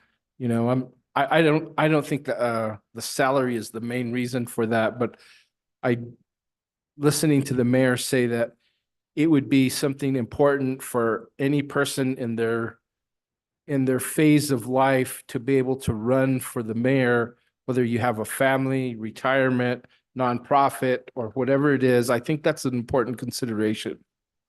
Anyway, go ahead, Member Dixon. I just want to agree with you on your sentiments as well, because that's been my big concern is I do want us to have a bigger slate of candidates. And I do think the salary is definitely a hindrance on a person that's maybe local, grew up here and they have a family, they have young children. And it's expensive. And one thing the mayor, he mentioned is that he's out in the community every single day. And it gets expensive when you're driving yourself to these different events. You're paying for yourself to get in there. I mean, he does not have any sort of stipend. He is on call essentially 24 hours a day.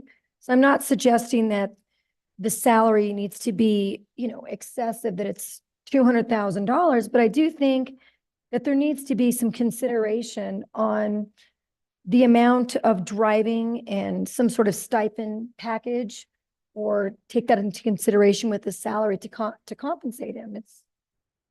It's expensive in this community to be driving everywhere and trying to support your constituents every single day. Go ahead, Mr. Vice Chair. You had your hand up. Thank you. I think the points you've raised, Mr. Chair, are good ones and one that need to be thought about. But at the same time, I look at the other side of the coin. Who's paying those bills? It's, for private sector, they can raise prices, they can do this. But the city has the power of taxation to some degree and other sources of income, of course. But I sense, and from what I read and from what I hear and from people I talk to, there's great concern in the community about the people who have to pay for high-priced elected officials. And I don't, excuse me, I think it would be very unwise for this board, this commission, to not take that into account and to think about putting money out there when, in fact, we just heard the mayor say, you've got to be reasonable, that it's not going to draw, that's not going to draw people into the election. There are other motivations that are bringing them. And, at a time that the city might be able to afford things, fine. But I don't think we're at that stage to be excessive in any way, shape, or form. I think, like you pointed out, there's a good benefits package. There's plenty in place, I believe, to draw people to this city, to employment. And paying more and taking that out of the pockets of the working people in this city is, I think, very harmful. Let me just point out two other things. You had mentioned that 156,000 number in the salary calculations that you saw. That was just a mean salary, and that was an example of Right. What we don't know is how many of those were mayors, elected officials versus the city managers who are getting the $180,000 or $200,000 pay. And without knowing that, I think that number needs to be looked at. It's one of those things we won't have time to look at. correct. But I wouldn't give it a lot of credence without knowing more about it. And the other thing I'd point out is the mayor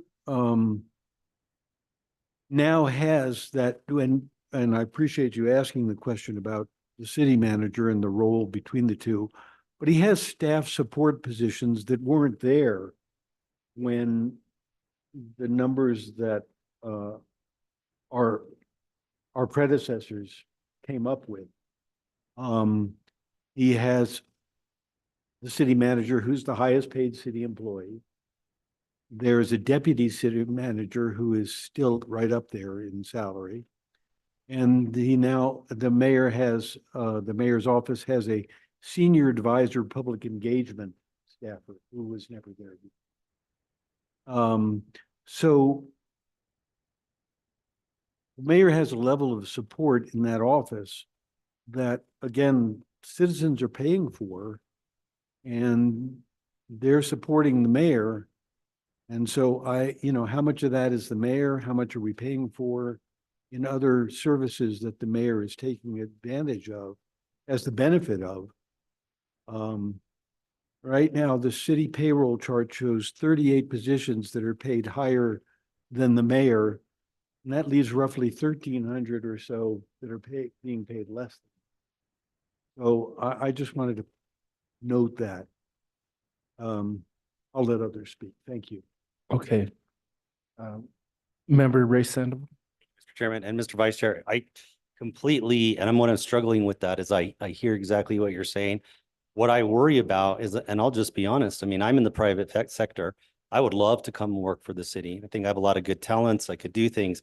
There's no way I would ever leave my private sector job at this point in my life to ever take a city job, because I mean, even with the benefits, there's nothing that the city can match. And so to the mayor's point of who's on the bus and where do they sit, I completely agree that the administration could be top heavy. But if we're going to attract qualified people in the prime of their life that can actually manage a budget and do these things and recruit the right people, I think we have to set a salary that is at least allows somebody the opportunity to do that, because it is very disruptive. And the danger that I see is that then you are left with either somebody who's retired, nothing wrong with that, but it gives you a different sense of perspective, or you're having somebody who is independently wealthy. And I think that's not a good thing either for our city. And so I completely 100% hear what you're saying, and I completely respect that. But that's what I'm struggling with internally on the other side of the coin. Thank you. Member Cynthia Sandoval. So I do agree that it would be great to have a deeper candidate pool. So there's choices, and then we have qualified candidates that apply. I think like the struggle that I have is that it's not necessarily in the salary. I think could be one barrier, but it is just in a campaign. Campaigns are expensive. So even if we're talking about people maybe considering if we raise a salary, it would still be high wage earners. Because the nonprofit people, someone who's worked in many nonprofits, they're not at that salary, or if they are, they may not be able to fund a campaign. Because I think that there's different issues that result in who runs and why people may not run. And I'm not sure that the salary would change that. I do have, I have deep concerns about doing an increase that would have been higher than what city employees had received in that time, because I think that there is a sense of fairness. In my calculations, I didn't calculate it wasn't called longevity pay. What was it called?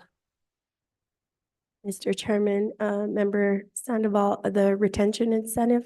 Yeah, because those are mostly to support employees who have continued their work and continue to serve and support. So I think that that's a different compensation method, and so that I didn't include that in the calculation. I have one clarifying question. So can the mayor choose to use like a city vehicle for travel, or is it all like are all of those things personal use? Mr. Chairman, Member Sandoval, I believe he can choose to use a city vehicle. I don't believe that to my knowledge, I don't believe that there's a city vehicle allocated directly for the mayor. But if there's a pool of city vehicles, if he's driving from one city facility to another, I believe he could use that vehicle. Thank you.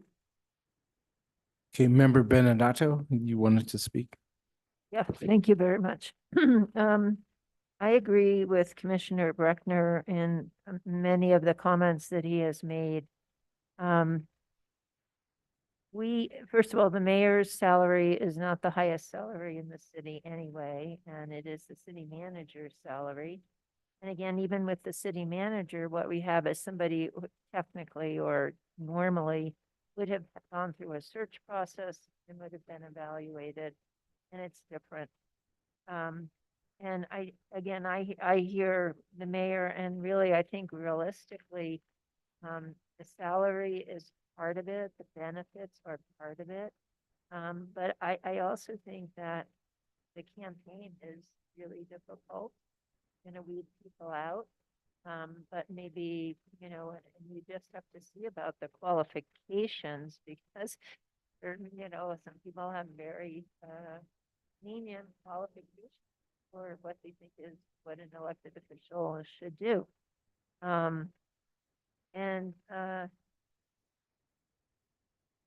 don't think we should really be looking at, like how this could attract more higher placed candidates in the city government. That's really not our role. Our role is really just to look at the mayor's salary and what's reasonable, given a variety of factors.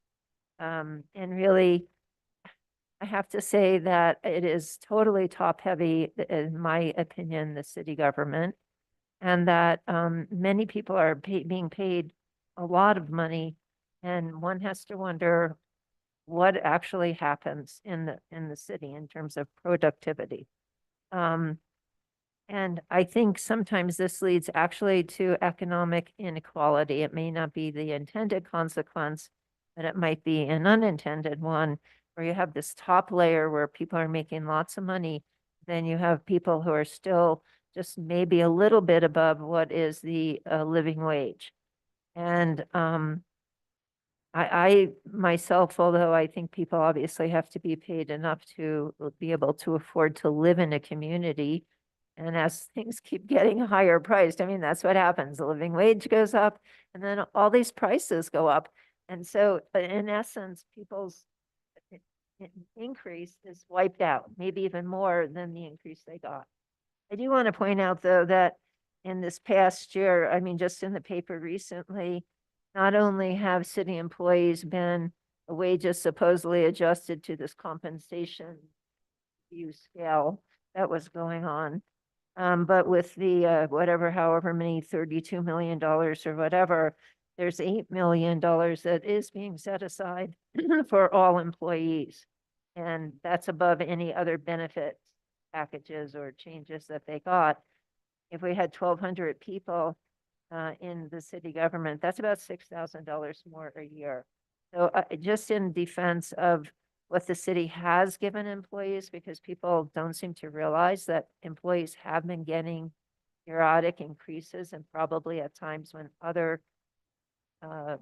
private entities did not. Just kind of want to set the record straight that the city does pay a lot of attention to its employees and their salaries. And I don't think the mayor's salary should sort of get mixed up in that. It is really, although an employee, a very separate category. So I'm kind of and especially since we have so little time to really discuss this, I would really support the idea of like, let's keep it what it is. Let's take it to city council and see if we can have a little more time to really consider this. And then, we can all have that sort of filter through as to what's really reasonable in this situation. Thank you. So one of the things that I did like hearing from the public, and I thought that was very valuable, was having a performance measure and having like a base salary and then plus performance measures. And one of the things that if you look at the duties in the charter and in the code that there is, the mayor is responsible different things, but they're responsible for the budget. And one of the contentions that's been in the newspaper and you don't kind of want to run away from that, is having a on-time city audit. So basically, we could have now I don't know how you would structure this, but we could have basically the mayor has a base budget of whatever we decide based on inflation, and then there could be a performance bonus for that, for meeting making sure that the audit is submitted on time on an annual basis, and then maybe adjusted every 2 years or something like that. But that would be something that would help. I mean, there's one of the things as one of the things that the audit provides or lack of having an on-time audit is that the city can't access monies for capital outlay. And so those are some of the things that need to happen or that would be beneficial to accessing some of these state funds for the improvement of our roads or infrastructure, some of the basic things. And I think if there's one thing, at least that I would think that would be important, is actually for me would be making sure that the city is on time with its audits. I think that's a very important fiscal thing that both the most of your state agencies and local governments need to do. And I just think it's a very important thing that if we want to tie any type of performance measure, because mostly everything is subjective, but this is more of an objective thing, because I've just been thinking about that since we've had public comment. Maybe that would be something that we could think about. I mean, so anyway, I'm just throwing it out there. Go ahead, Ray. Member. Yeah. Oh, go ahead. Member Sullivan, go ahead. You haven't spoke. Just as, I think that's great. You have performance standards and all that. Boy, I think you're open up. I'm trying to taste that, deal with that. It could be a full-time job. It also might cause a lot of contention. I don't know. I've never been in government. That's just my thought. The other thing is I really understand, but we have Mayor Weber, a rich guy, okay, comes in, and I get the concern. There's got to be a wide open system. But I'm also looking back at the mayors since I've been here. We've had a diverse group of mayors, and they weren't getting paid really anything. I mean, when I first came in, we had Mayor Montano, and then Debbie Jaramillo, Larry Delgado, David Costa, my good friend Javier Gonzalez. We've had a diverse group since I've been here. And I remember with Javier, talking to him, I think he may have made like $30,000. I asked Javier, how much time are you spending being mayor versus job? Jamie, it's probably 80 hours. So I'm not sure that money attracts. We've had a bunch of qualified mayors when they weren't paid. Zero. Those are my random thoughts. Yeah, I agree. I think that I think performance pay is a great opportunity to think about that, but in the amount of time that we have, I mean, and the problem even with the audits, right? When you have a political system such as ours, you don't know sometimes everything, all the problems that are hiding inside of that. So, so I want to just address that. I think that you'd have to set up an entire, procedure, and I just don't think that we have time here. I also am, in concurrence with, I think, most of us, which is that this process was just not done right. We are appointed for 4 years. I think that one of the things that we could do is decide on it tonight, but there's nothing that says we cannot meet and make recommendations to the governing body and say, don't do this to anybody ever again, and make recommendations for deadlines that when these seats have to be filled, and let's move them out, and staff needs to start working on this, and nothing to staff, but needs to start working on these and putting things together. And I think that we can make some lemonade out of the lemons that we were given. We have 4 years. There's nothing that says that we can't come back and fix what we were handed and go back to the governing body and say, you need to pass either, code changes or whatever we need to do to make sure that this process is an open, fair, and a deliberative process. So that's how I would split the baby if I were King Solomon, is that I think we need to pass everything that I don't trust that if we leave it the same, that council is going to do anything. I would rather that we take the charge that we got as this committee, make that decision tonight, and then I think we should set further meetings, and I think we should go back to it with a list of recommendations of code changes that will not leave future committees in the situation that we were left. So thank you. Member Benonato? I appreciate the idea that, we have to make a decision tonight, but it's not necessarily what we would like to have done, or that it really could be final. But I'm afraid that the way the ordinance is written, with the idea that you have to make a decision by 30th of April, we really, I don't really think got a response from the city attorney about whether, even though we're appointed for 4 years, whether we have the ability to come back and even discuss what we think we should take to city council for change. So what I'm afraid of is that, it will, if we just approve it and say we want more time and sort of force the issue with city council. And I think that's unfortunate, but if you get up and make enough noise, if this commission gets up and says, we really didn't have enough time, here's what we're deciding temporarily because of this date, this arbitrary date, but we really would like more time. We want you, city council, to extend the time. I think they could do that. But I do think it would be a process and it will take a little bit of time.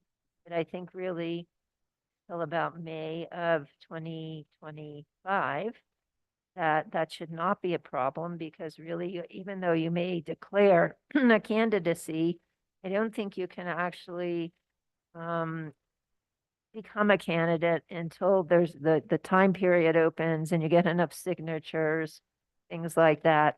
So that kind of consideration, I don't think should really play into this at all. And it's unfortunate that the time period is just really arbitrary. So before we go on, I would like to ask staff, as an independent salary commission, we can meet to do the things that Ray was talking about, prepare a report to submit to the city council. Can we not? Is there anything that prevents us from not doing that? Mr. Chairman, I believe that City Attorney McSherry did weigh in, but when you look at the roles and responsibilities, it doesn't call for additional meetings or a temporary assignment of salary. So I don't believe that the code calls for additional meetings right now. And I think it is clear that the review will happen every 4 years.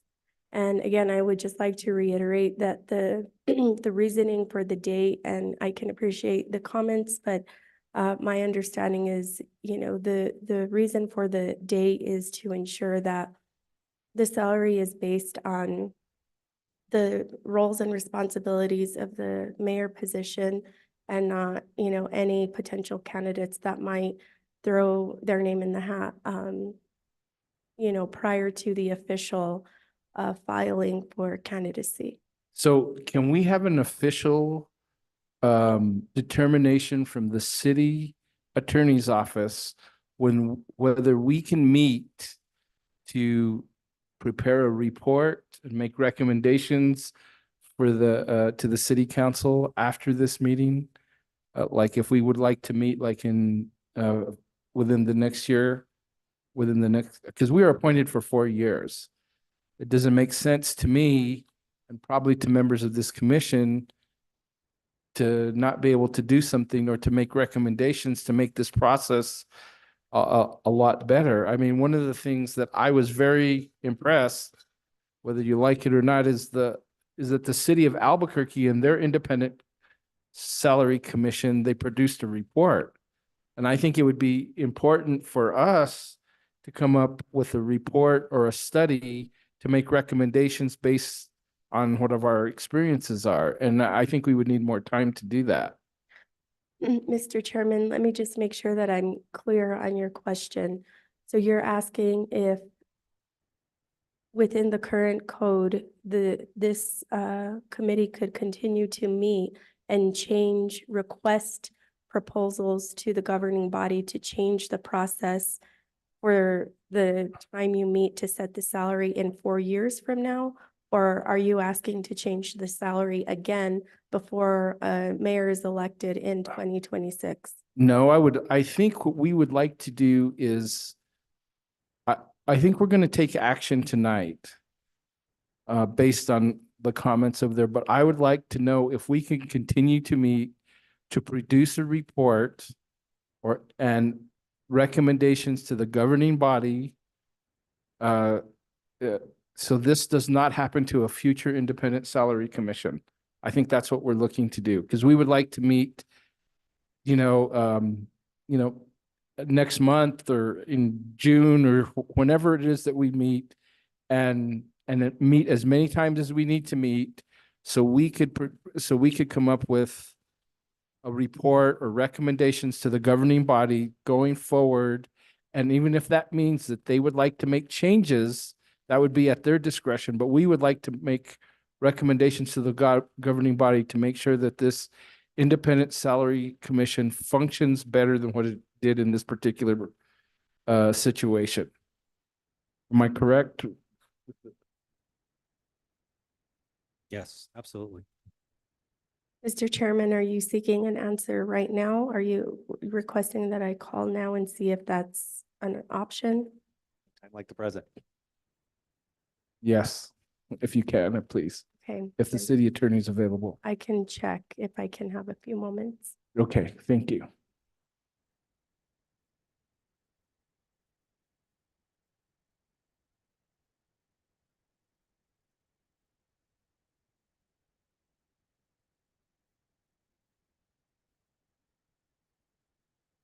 So while we're waiting, do you want to start discussing the what the baseline, I mean, what the salary is? I mean, if we're not, so okay.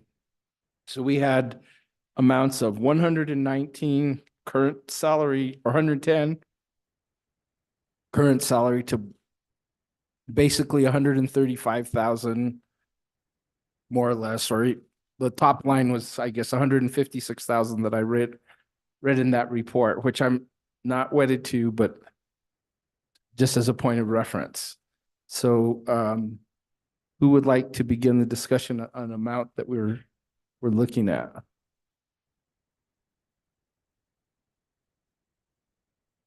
Go ahead, Member Sullivan.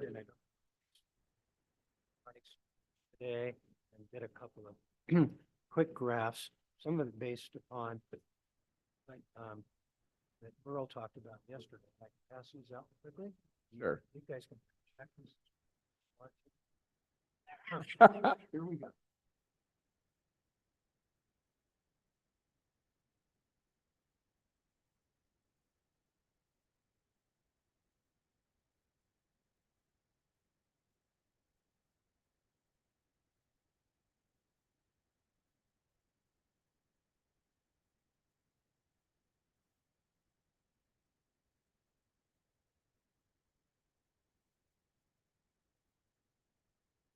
Thank you.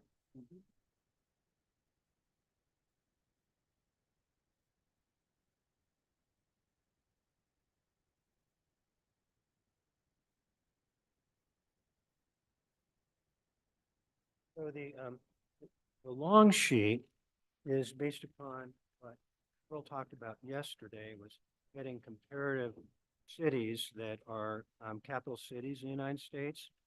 And I have to apologize, I wrote capitals, who typed this up, I think they missed capitals. But the interesting thing about this, I believe, is that it addresses a couple of things, that these salaries are sort of within our range. But also, I went and looked at the cost of living or the CPI for those states. As we talked about yesterday, that Santa Fe has a high cost of living. And Santa Fe cost of living is 3.6. So it's sort of in the middle of all of that. So the average is 112,500 for similar capital cities, and also looking at the CPI or the cost of living index. So that may be of some help. I don't know. But I thought it something, I don't know. And then the next page is looking at inflation, cost of living as well. Looking at our mayor's salary of 110,000, a 12-month inflation rate at 3.5%. If we gave him that, that would be 113,000. If you go back to the 1918, when we first established, 2018. I'm still living in 1918. If you go back in 2018, which we're in, you add in the cost of inflation, that would be an additional 22,000 if you looked at it that way. What I think is kind of interesting, it maybe as a compromise deal, is you look at the cost of living in Santa Fe is 3.6 above the national average.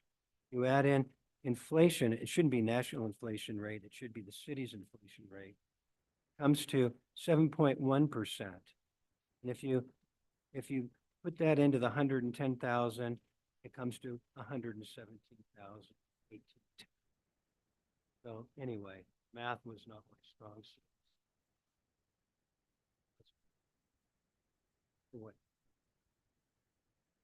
Go ahead, Miss Cynthia Sandoval.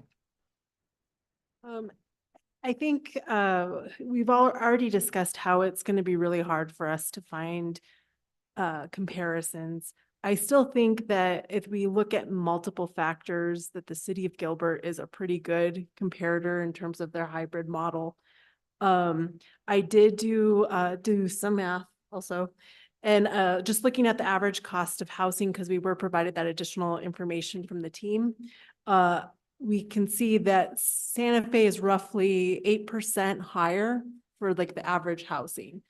So another way we can throw numbers around would be to like take what the salary of Gilbert is at 8%, and that gives us something in the 120 range again.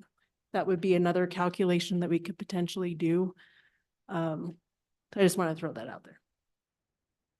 Okay. Well, I'll just go ahead. The state capitals, I like this. The only thing is there's an outlier of the Dover, Delaware of 52,000. And I actually think we should actually just throw that out if we're going to do that, because it's pretty, that drives all the other salaries lower, not saying that, but the rest of them goes from 95,000 to 135,000. And I'm not sure why that one, if that might not be a full-time mayor, seems like the rest of these are. But so that would raise that up a little bit.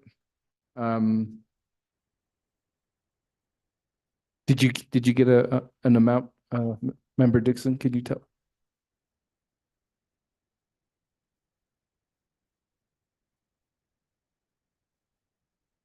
So if you, yeah. Can I ask you to please speak into the microphone? Sure, thank you. We'll be happy to do that. Sorry, so if we threw out Dover, Delaware, then that comes out to an average of 122,166. An average between all the other places.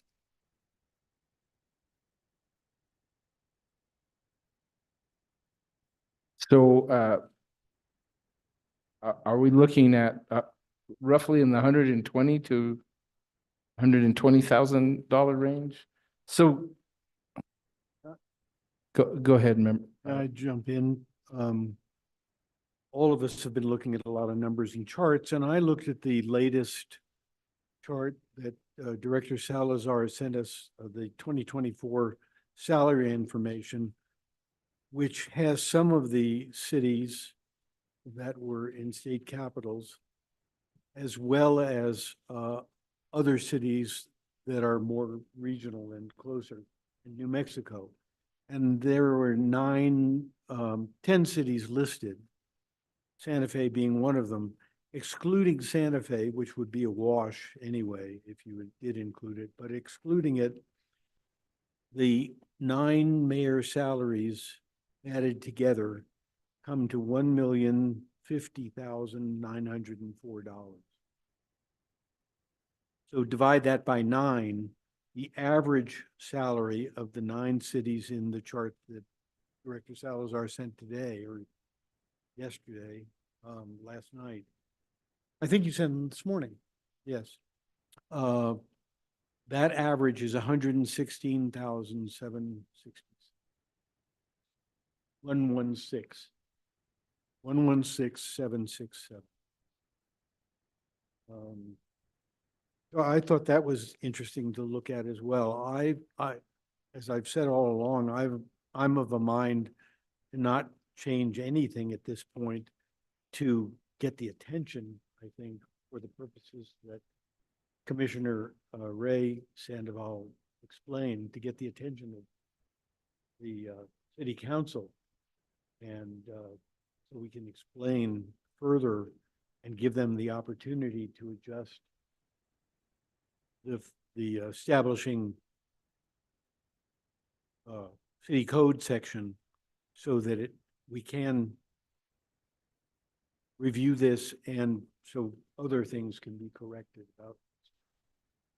But, you know, if we have to go somewhere, I'm certainly thinking still of keeping it low.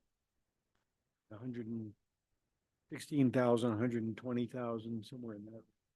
Well, what if we just did the add-on, just for the sake of it right now, cost of living and inflation from what it was, and give them 117,000. So they're right back up to where they were. Really haven't done it other than making the salary current with inflation.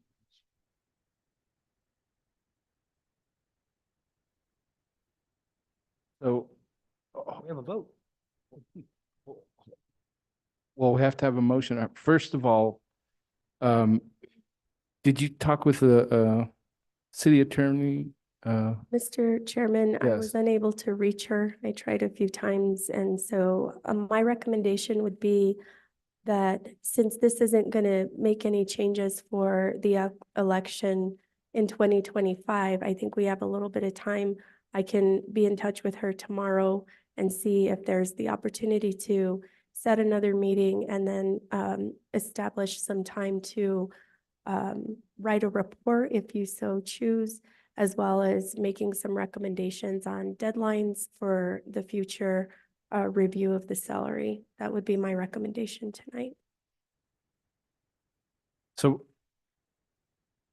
okay. So, do we have a number and do we have a motion? I'll move that we just bring them up, the 110 that was set before, we bring it up, CPI and inflation, we go with that 117,000. I'll second that so we can discuss. Okay, so now we're in discussion. Who would like to go first? Do you want to go, Member Dixon?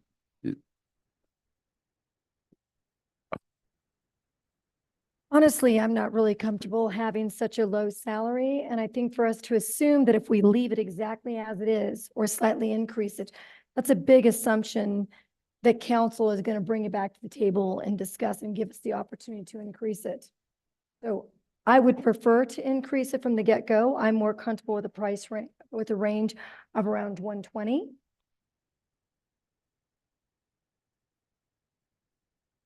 Member Bernardo? I'm in agreement with the motion because I think it makes, at least it makes some kind of rational mathematical sense in that we are accounting for inflation and cost of living in Santa Fe. And so it won't change, it won't make it harder to run for mayor. And I just have to say that really, if you have to devote 80 hours a week to being mayor, I don't think that people who have 2 or 3 very young children are going to be able to do that kind of job. It is so intense. You will not have a family life at all, really. And I hope that people who would think about running will actually think about the very, very, very large time commitment that a mayor makes. Thank you. Mr. Vice Chair, would you like to make a comment? Thank you. I'm in agreement with the motion as well. And I think I was looking, I had some notes here. I think it's worth remembering that the situation here that we're having this meeting because an ordinance required it. There was no real problem with the salary as it was before. No one said we're not getting people because of this. No one had expressed dissatisfaction with that salary level. And it was created by a commission before us that went through a lot of work, a lot of assessment, and a lot of reality checking when they first came up with a high number and realized it was out of line. And they came back and came to the number they did. Using that number, adjusting for inflation in a modest way, and not feeling that we have to pay back what has come about, and knowing that inflation in part has been affected by pandemics, and also realizing that the last commission probably realized there was going to be inflation and took that into account in the number.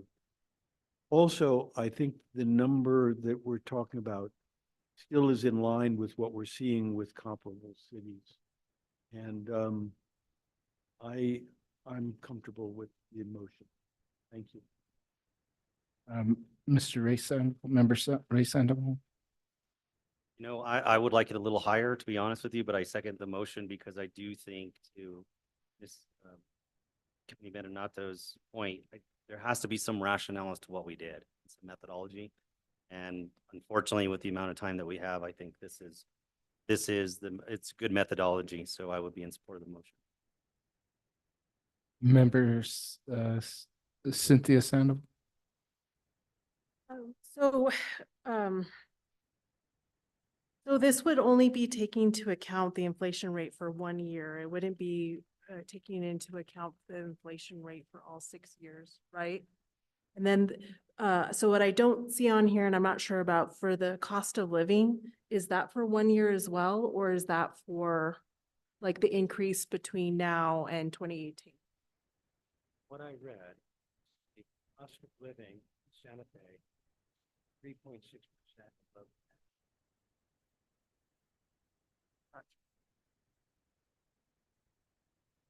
So,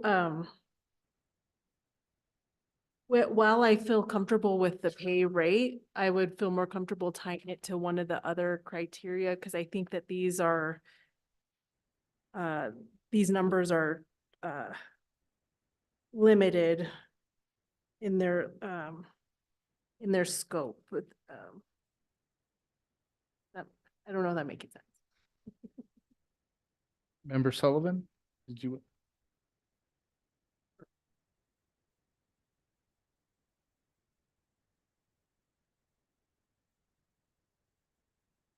Okay, what I would see with this, I'm in Isn't it favor. point Oh, of I'm order? sorry. There is a motion on the floor, so if you are gonna change it, then you're gonna have to ask to amend it. I just wanna be, go in the process so that it doesn't, get lost. Well, we have a motion we're in discussion right now. So yeah, we haven't. Yeah, we would have to amend the motion.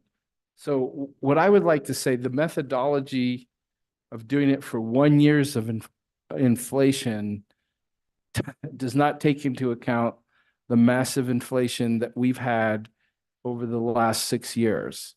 And one of the things, I think if you're looking as a way to attract candidates to run for the mayor's salary that do have families or that are not independently wealthy or that are a different scale of that, I think you need to at least adjust it for those 5 or 6 years. I mean, it is point taken that this is a very arduous and time-consuming jobs, but there are mayors across the country. For example, Mayor Keller, who's got children, who does find time to do a demanding job like this. So what I would be in favor of is if instead of adjusting it for 1 year, I think we should adjust it for inflation of multiple years, whether that is 6, 3, or whatever. I would be more in favor of something like that. I mean, I could live with the 117, but I just do not think it's going to I just don't think it's what I would like to see is to have more people run for this job than rather the people that are currently doing that. And what I think is going to happen if we leave it at this particular rate, we're going to have the same thing that we have, more of the status quo. We're going to have either someone who is very wealthy or someone who is retired that is going to put their hat in, although I don't think the salary is the most important thing. I think public services, but I mean, the realities of people with families and stuff, they may not, more than likely, they wouldn't be able to run for this particular position. So we have go ahead, Mr. Vice Chair. Two things. I think we've heard, and as I've talked to citizens around the city, friends, family, whatever, we've had testimony that, not testimony, we've had the mayor even say that he doesn't think a number is going to attract more people. People I talk to say, raise the salary as much as you want, but that's not going to draw more candidates. They're coming to the candidacy for other reasons. Members Cynthia Sandoval, I think wisely said, the cost of a campaign, the time of a campaign, the getting of people and signatures and so forth are factors that people need to be driven to the office, to elected office, and specifically the mayoral office.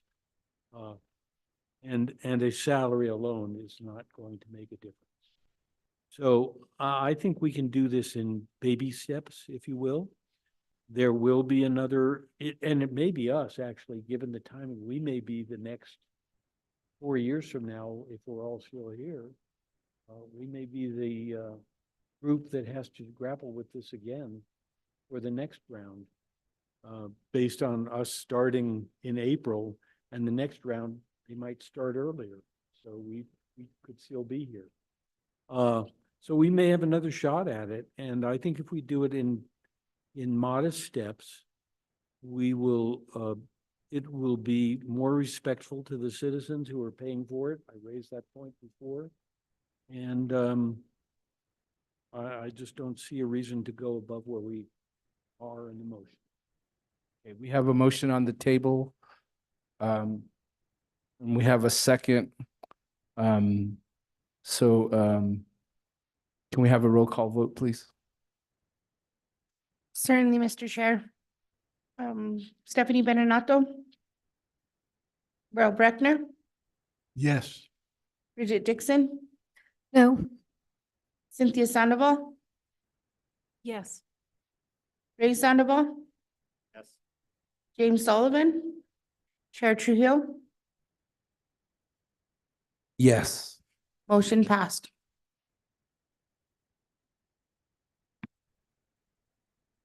I mentioned something you guys, I think you might find this pretty interesting. Because I've never done anything like this, so I'm on my hands. I was looking through the New Mexican about the history of this committee. Came up with an article on May 24th, 2017 in the New Mexican. Starts this, it's talking about our commission. After a raucous meeting that nearly ended in a fistfight, the divided commission voted 4-3 to do the 110,000. And I guess there was a nasty fight last time. This is so pleasant. Miss, Yeah, well, let's go. Okay, we still have matters, we still have the agenda, so we have matters from staff. Mr. Chairman, if I may, I just would really like to thank you, Mr. Chairman, Mr. Vice Chairman, and all members of the committee for your hard work. I know it was a really compressed schedule. To Vice Chairman Breckner's point, I think doing this in 4 years from now, we will definitely be in a better place because we will have an established committee. And so the timeline, I think, will be a lot more efficient. But I really do want to extend my gratitude for your time and commitment to this important task and the expertise and professionalism that you all brought. I'm really thankful for that. So I wanted to just make a point to let you all know that. Thank you very much. Okay, now we have, I just wanted to make sure that you're going to follow up with the city attorney about meeting maybe in June to make a report. Is that correct? Mr. Chairman, Member Beninatto, yes, I will. okay, and you'll let us know by email? Mr. Chairman, yes. Okay. Is there any other matters from the committee? Go ahead, Mr. First Vice of all, it's been a pleasure working with all of you. Thank you, and nice meeting you too. I've made a lot of notes over time, and I've been a writer, and I do volunteer if it's helpful to at least put together some sort of draft of a report on what we've done, what we've accomplished. And Could you please speak into the mic? I volunteered to put together a draft of a report, if that is helpful to the commission.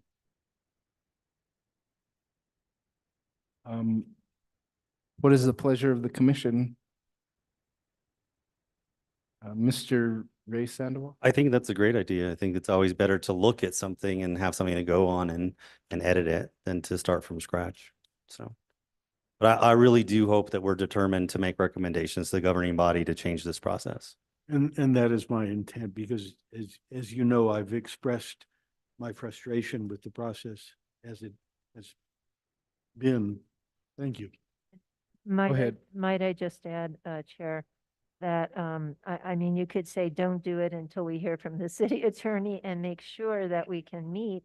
But maybe if it doesn't happen and we can't meet, maybe we should just informally pass it around and come in front of the city council as a body and say, here's our recommendations. You didn't really, you didn't present it more formally than we are. Something like that, so we don't get shut out. Okay, thank you. Member Dixon? I just want to make a comment about the staff because we've talked a lot about how we've been under the gun, but you have as well. So I really want to tell you how much we appreciate all of your work and all the different questions that we've asked you and the research you've had to do in such a short period of time. It wasn't just us, but it was you as well. So thank you. Okay. Okay, now I guess it's matters from the chair. I want to echo all of that. I want to thank everybody for all of their participation. I especially want to thank staff. It's been a pleasure to work with you. I also want to thank the public for their comments and for the things that for coming and spending some time with us and providing us your public comments. That's very much appreciated. And again, I'd like to thank the commission members. It's a pleasure to work with all of you. Also, if I guess the one final business is if you could let us know if we can meet, and if not, I would be happy to review or to look at an informal process for a report and have an offline discussion with that. I think it would be important maybe for us to go in, if we cannot formally meet, if we can go informally to a city council meeting after we come up with a report or so and make a presentation or talk with the city councilors or ask potentially to be on the agenda. I think that would be important because I think the work that we did is important, but I also do think that the processes that we described or the changes need to be fully discussed with the city council.